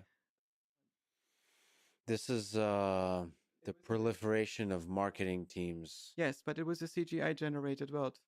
It was a CGI generated world that doesn't exist. And when I complained about this, some friends came back to me and said, "But these are startup founders. This is what they live like in Silicon Valley." And I tried to tell them, no, I know lots of people in Silicon Valley. This is not what people are like. They're still Yeah. people. They're still human beings. So the grounding in physical reality somehow is important too. In culture. And so basically what's Yeah. absent in this thing is culture. There is a simulation of culture, an attempt to replace culture by catalog, Yeah. by some kind of aesthetic optimization that is not the result of having a sustainable life with sustainable human relationships, with houses that work for you, and a mode of living that works for you, in which this product these glasses fit in naturally. And I guess that's also why so many people are weirded out about the product, because they don't know, how is this actually going to fit into my life and into my human relationships, because the way in which it was presented in these videos didn't seem to be credible. Do you think AI, when it's deployed by companies like Microsoft and Google and Meta, will have the same issue of being weirdly corporate? Like there'd be some uncanny valley, some weirdness to the whole presentation. So I've gotten a chance to talk to George Hotz. He believes everything should be open source and decentralized. And then we shall have the AI of the people. And it'll maintain a grounding to the magic that's humanity, that's the human condition. That like corporations will destroy the magic. I believe that if we make everything open source and make this mandatory, we are going to lose about a lot of beautiful art and a lot of beautiful designs. There is a reason why Linux desktop is still ugly, right? And it's Strong because words it's from difficult Yoshua. to create coherence in open source designs so far, when the designs have to get very large, and it's easier to make this happening in a company with centralized organization. And from my own perspective, what we should ensure is that open source never dies, that it can always compete and has a place with the other forms of organization, because I think it is absolutely vital that open source exists and that we have systems that people have under control outside of the corporation, and that is also producing viable competition to the corporations. So the corporations, the centralized control, the dictatorships of corporations can create beauty. There's a centralized design is a source of a lot of beauty. Yeah. And then I guess open source is a source of freedom, a hedge against the corrupting nature of power that comes with centralized. I grew up in socialism, and Yes. I learned that corporations are totally evil, and I found this very, very convincing. And then you look at corporations like Enron and Halliburton maybe, and realize, yeah, they are evil. But you also notice that many other corporations are not evil. They're surprisingly benevolent. Why are they so benevolent? Is this because everybody is fighting them all the time? I don't think that's the only explanation. It's because they're actually animals that live in a large ecosystem and that are still largely controlled by people that want that ecosystem to flourish and be viable for people. So I think that Pat Gelsinger is completely sincere when he leads Intel to be a tool that supplies the free world with semiconductors. And it's not necessary that all the semiconductors are coming from Intel. It just Intel needs to be there to make sure that we always have them. Right? So there can be many ways in which we can import and trade semiconductors from other companies and places. We just need to make sure that nobody can cut us off from it, because that would be a disaster for this kind of society and world. Right? And so there are many things that need to be done to make our style of life possible. And then with this, I don't mean just capitalism, environmental destruction, consumerism, and creature comforts. I mean an idea of life in which we are determined not by some kind of king or dictator, but in which individuals can determine themselves to the largest possible degree. And to me, this is something that this Western world is still trying to embody. And it's a very valuable idea that we shouldn't give up too early. And from this perspective, the US is a system of interleaving clubs. And an entrepreneur is a special club founder. It's somebody who makes a club that is producing things that are economically viable. And to do this, it requires a lot of people who are dedicating a significant part of their life for working for this particular kind of club. And the entrepreneur is picking the initial set of rules and the mission and vision and aesthetics for the club and make sure that it works. But the people that are in there need to be protected, right? If they sacrifice part of their life, there need to be rules that tell how they're being taken care of even after they leave the club and so on. So there's a large body of rules that have been created by our rule-giving clubs and that are enforced by our enforcement clubs and so Yeah. on. And some of these clubs have to be monopolies for game theoretic reasons, which also makes them more open to corruption and less harder to update. And this is an ongoing discussion and process that takes place. But the beauty of this idea that there is no centralized king who is that is extracting from the peasants and breeding the peasants into serving the king and fulfilling all the roles like Ansem and Antel. But that there is a freedom of association and corporations are one of them, is something that took me some time to realize. So I do think that corporations are dangerous, right? They need to be protections against overreach of corporations that can do regulatory capture and prevent open source from competing with corporations by imposing rules that make it impossible for a small group of kids to come together to build their own language model, because OpenAI has convinced the US that you need to have some kind of FDA process that you need to go through that costs many $1 million before you are able to train a language model. Right? So this is important to make sure that this doesn't happen. So I think that OpenAI and Google are good things. If these good things are kept in check in such a way that all the other clubs can still be founded and all the other forms of clubs that are desirable can still coexist with. So what do you think about Meta in contrast to that? Open sourcing most of its language models and most of the AI models it's working on, and actually suggesting Ace, can you come back here? We can backwall this. for future versions of Llama, for example, their large language model. What is that exciting to you? Is that concerning? I don't find it very concerning, but that's also because I think that the language models are not very dangerous yet. And Yet. yes, so as I said, I have no proof that there is the boundary between language models and AI, AGI. It's possible that somebody builds a version There's a of frost maybe mat AGI at the top of the stairs. Both in the algorithmic improvements that scale these systems up in ways that otherwise wouldn't have happened without these language model components. So it's not really clear for me what the end game is there, and if these models can brute force their way into AGI. And there's also a possibility that the AGI that we are building with these language models are not taking responsibility for what they are because they don't understand the greater game. And so to me, it would be interesting to try to understand how to build systems that understand what the greater games are. What are the longest games that we can play on this planet? Games broadly, like deeply defined the way you did with the games. In the game theoretic sense. So when we are interacting with each other, in some sense we are playing games. We are making lots and lots of interactions. This doesn't mean that these interactions have all to be transactional. Every one of us is playing some kind of game by virtue of identifying with particular kinds of goals that we have or aesthetics from which we derive the goals. Right? So when you say, I'm Lex Friedman, I'm doing a set of podcasts, then you feel that it's part of something larger that you want to build. Maybe you want to inspire people. Maybe you want them to see more possibilities and get them together over shared ideas. Maybe your game is that you want to become super rich and famous by being the best podcaster on earth.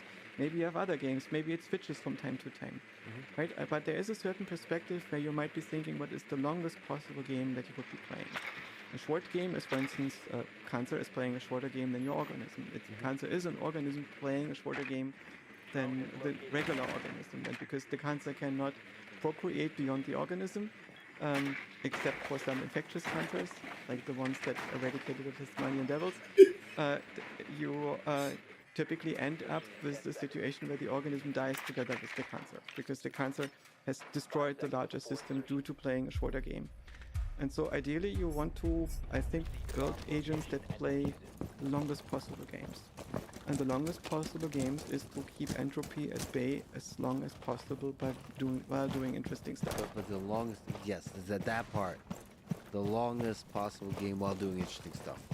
and while maintaining at least the same amount of interesting, Yes. so complexity, so So propagating currently, I'm pretty much identified as a conscious being. The Right. minimal identification that I managed to get together. Uh-huh. Because if I turn this off, I fall asleep. Right? Uh-huh. And when I'm asleep, I'm a vegetable. I'm no longer here as an agent. So my agency is basically predicated on being conscious. And what I care about is other conscious agents. They're the only moral agents for me. Mm-hmm. And so if an AI were to treat me as a moral agent that it is interested in coexisting this and cooperating this and mutually supporting each other, maybe it is, I think, necessary that the AI thinks that consciousness is a viable mode of existence and important. So I think it would be very important to build conscious AI and do this as the primary goal. So not just say we want to build a useful tool that we can use for all sorts of things, and then we have to make sure that the impact on the labor market is something that is not too disruptive and manageable, and the impact on the copyright holder is manageable and not too disruptive, and so on. Right? I don't think that's the most important game to be played. I think that we will see extremely large disruptions of the status quo that are quite unpredictable at this point. And I just personally want to make sure that some of the stuff on the other side is interesting and conscious. How do we ride as individuals and as a society this wave, disruptive wave that I don't know. changes the nature of the game? I absolutely don't know. So everybody is going to do their best, as always. Do we build a bunker in the woods? Do we meditate more? Drugs, so mushrooms, psychedelics. I mean, what? Lots of sex. What are we talking about here? Do you play Diablo 4? I'm hoping that will help me escape for a brief moment. Play video games? What? Do you have ideas? I really like playing Disco Elysium. It was one of the most beautiful computer games I played in recent years. And it's a noir novel that is a philosophical perspective on Western society from the perspective of an Estonian. And he first of all wrote a book about this world that is a parallel universe that is quite poetic and fascinating and is condensing his perspective on our societies. It was very, very nice. He spent a lot of time writing it. He had, I think, sold a couple thousand books, and as a result, I'm an alcoholic. And then he had the idea, or one of his friends had the idea of turning this into an RPG. Mm-hmm. And it's mind-blowing. They spent the illustrator more than a year just on making the art for the scenes in between. And so aesthetically, it captures you. It's stunning, but it's a philosophical work of art. It's a reflection of society. It's fascinating to spend time in this world. And so for me, it was using a medium in a new way and telling a story that left me enriched. Well, when I tried Diablo, I didn't feel enriched playing it. I felt that the time playing it was not unpleasant, but there's also more pleasant stuff that I can do in that time. So ultimately, I feel that I'm being gamed. I'm not gaming. Oh, when I the play addiction thing. Yes, I basically feel that there is a very transparent economy that's going on. The story of Diablo is brain dead. So it's not really interesting to me. My heart is slowly breaking by the deep truth you're conveying to me. Why can't you just allow me to enjoy Go my ahead, by personal all addiction? means. Go ahead. I have no objection there. I'm not. I'm just trying to describe what's happening, and it's not that I don't do things that I later say, oh, I actually wish I would have done something. Yeah. I also know that when we die, the greatest regret that people typically have on their deathbed is say, oh, I wish I had spent more time on Twitter. No, I don't think that's the case. I think I would probably have spent less time on Twitter. But I found it so useful for myself and also so addictive that I felt I need to make the best of it and turn it into an art form and thought form. And it helped me to develop something. Yeah. But I wish what other things I could have done in the meantime. It's just not the universe that we are in anymore. Most people don't read books anymore. What do you think that means, that we don't read books anymore? What do you think that means about the collective intelligence of our species? Is it possible it's still progressing and growing? Well, it clearly is. There is stuff happening on Twitter that was impossible with books. Yeah. And I really regret that Twitter has not taken the turn that I was hoping for. I thought Elon is global brain pilled and understands that this thing needs to self-organize, and he needs to develop tools to allow the profligation of the self-organization so Twitter can become sentient. And maybe this was a pipe dream from the beginning, but I felt that the enormous pressure that he was under made it impossible for him to work on any kind of content goals. And also many of the decisions that he made under this pressure seem to be not very wise. I don't think that as a CEO of a social media company you should have opinions on the culture of our republic. I think that's very short-sighted, and I also suspect that it's not a good idea to block or Graham of all people over setting a Mastodon link. And I think Paul made this intentionally because he wanted to show Elon Musk that blocking people for setting a link is completely counter to any idea of free speech that he intended to bring to Twitter.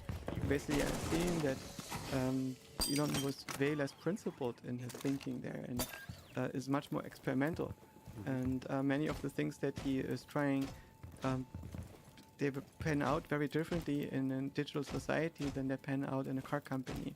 Because the effect is very different, because everything that you do in a digital society is going to have real-world cultural effects. So basically I find it quite regrettable that this guy is able to become de facto the Pope, right? Twitter has more active members than the Catholic Church. And he doesn't get it.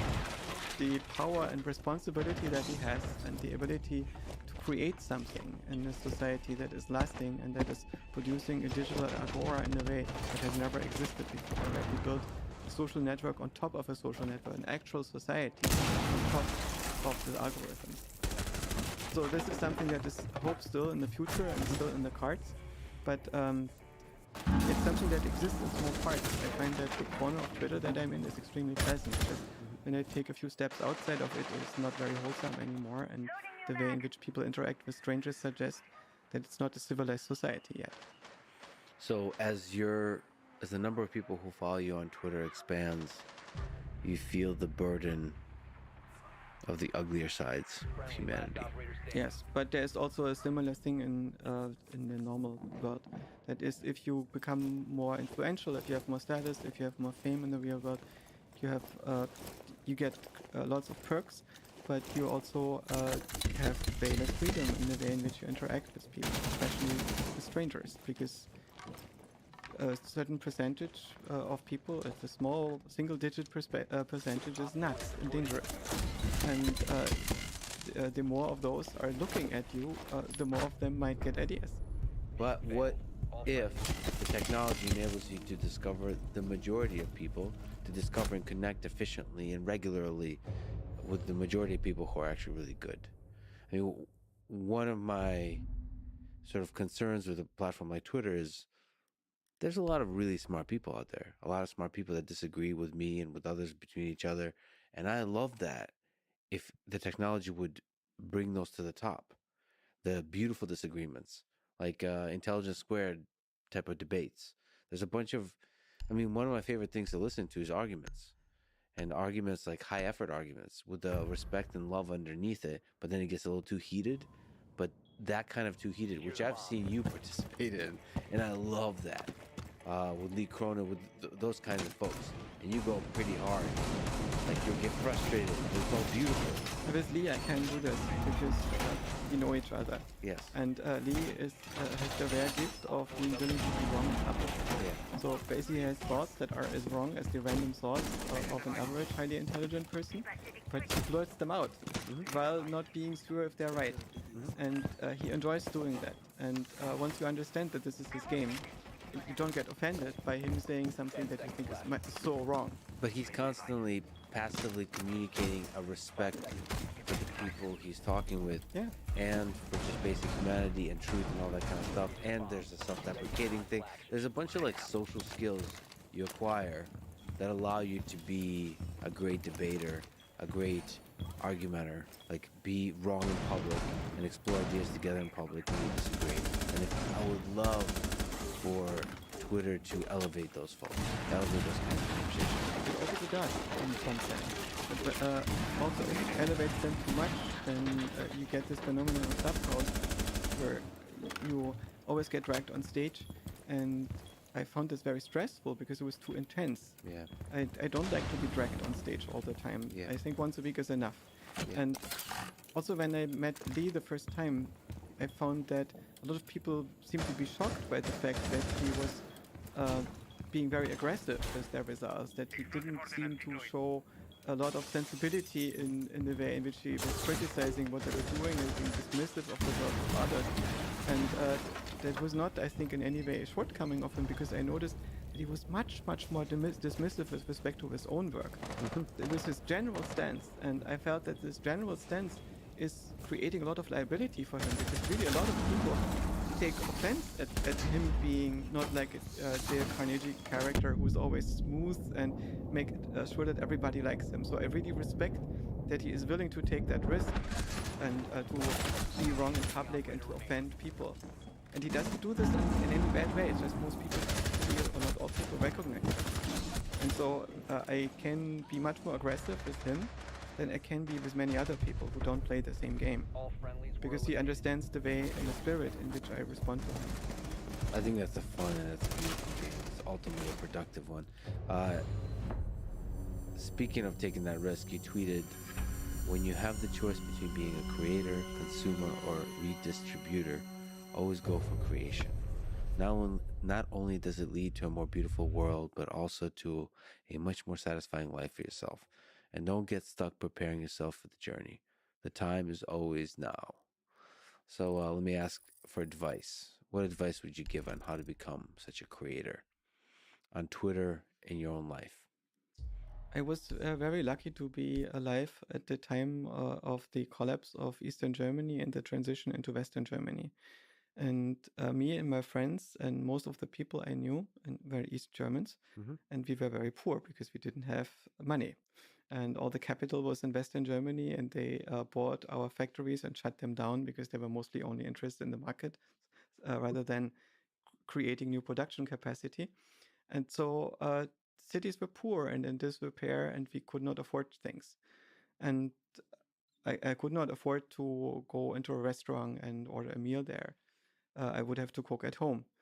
But I also thought, why not just have a restaurant with my friends? So we would open up a cafe with friends and a restaurant, and we would cook for each other in these restaurants and also invite the general public, and they could donate. And eventually this became so big that we could turn this into some incorporated form, and it became a regular restaurant at some point. Or we did the same thing with a movie theater. We would not be able to afford to pay 12 marks to watch a movie, but why not just create our own movie theater and then invite people to pay, and we would rent the movies in a way in which a movie theater does. Yeah. And but it would be a community movie theater in which everybody who wants to help can watch for free, and builds this thing and renovates the building. And so we ended up creating lots and lots of infrastructure. And I think when you are young and you don't have money, move to a place where this is still happening. Move to one of those places that are undeveloped and where you get a critical mass of other people who are starting to build infrastructure to live in. And that's super satisfying, because you're not just creating infrastructure, but you're creating a small society that is building culture and ways to interact with each other. And that's much more satisfying than going into some kind of chain and get your needs met by ordering food from this chain and so on. So not just consuming culture, but creating culture. Yes. And you don't always have that choice. That's why I prefaced it when you do have the choice. And there are many roles that need to be played. Like, we need people who take care of redistribution in society and so on. But when you have the choice to create something, always go for creation. It's so much more satisfying. And it also is, this is what life is about, I think. Yeah. Speaking of which, you retweeted this meme of a life of a philosopher in a nutshell. It's birth and death, and in between it's a chubby guy, and it says, why though? What do you think is the answer to that? Well, the answer is that everything that can exist might exist. And in many ways, you take an ecological perspective. The same way as when you look at human opinions and cultures. It's not that there is right and wrong opinions when you look at this from this ecological perspective.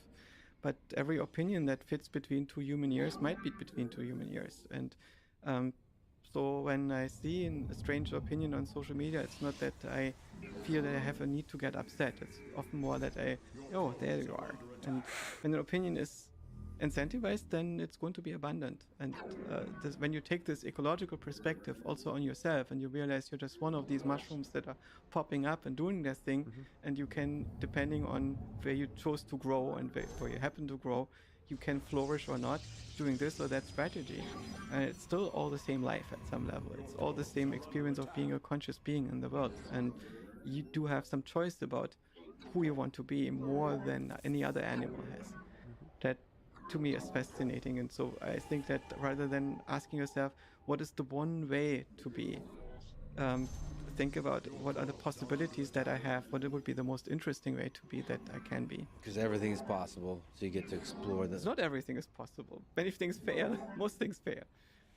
But often there are possibilities that we are not seeing, especially if we choose who we are. To the degree we can choose. Yasha, you're one of my favorite humans in this world. Consciousness is to merge with for a brief moment of time. It's always an honor. It always blows my mind. It will take me days, if not weeks, to recover.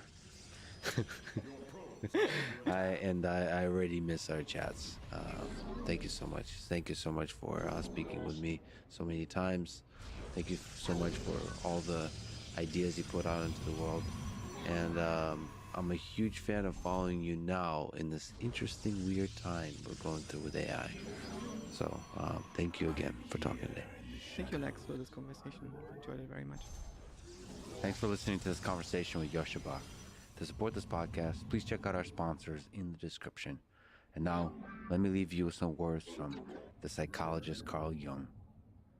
One does not become enlightened by imagining figures of light, but by making the darkness conscious. The latter procedure, however, is disagreeable and therefore not popular. Thank you for listening, and hope to see you next time.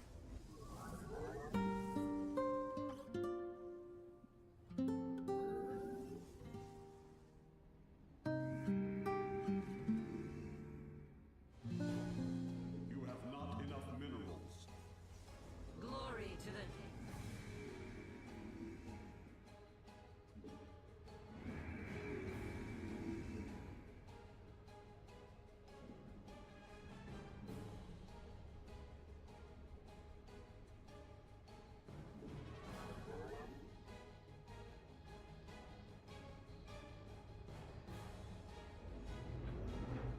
I return to serve.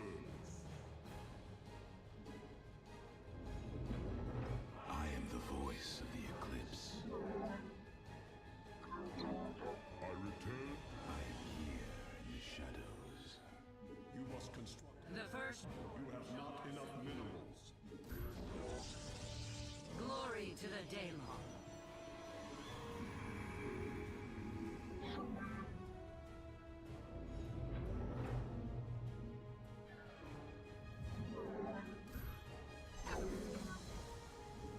You have.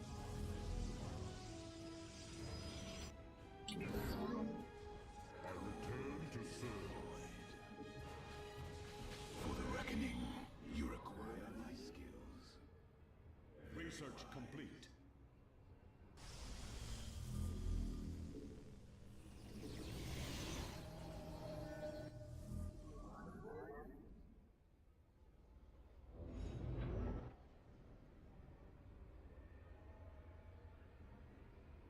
I return to serve.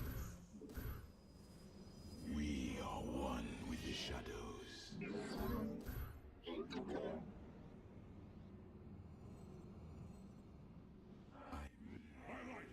I return to serve. Veraku.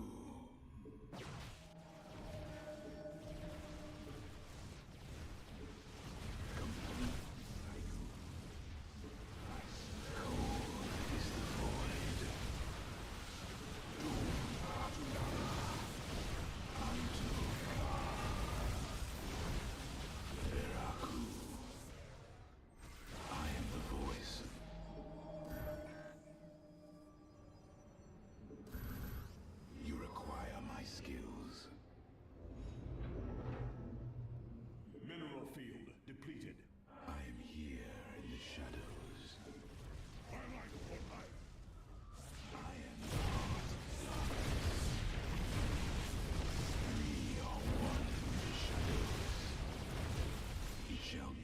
As you say.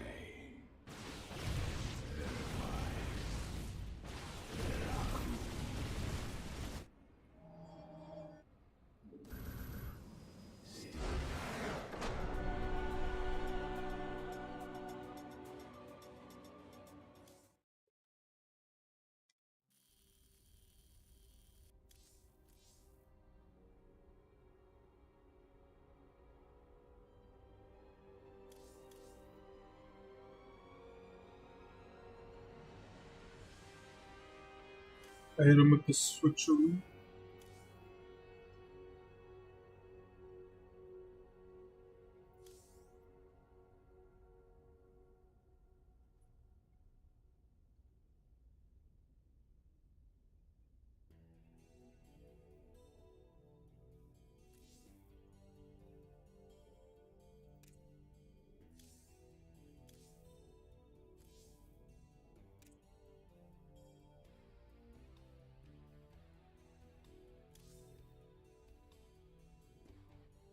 Alright, that should be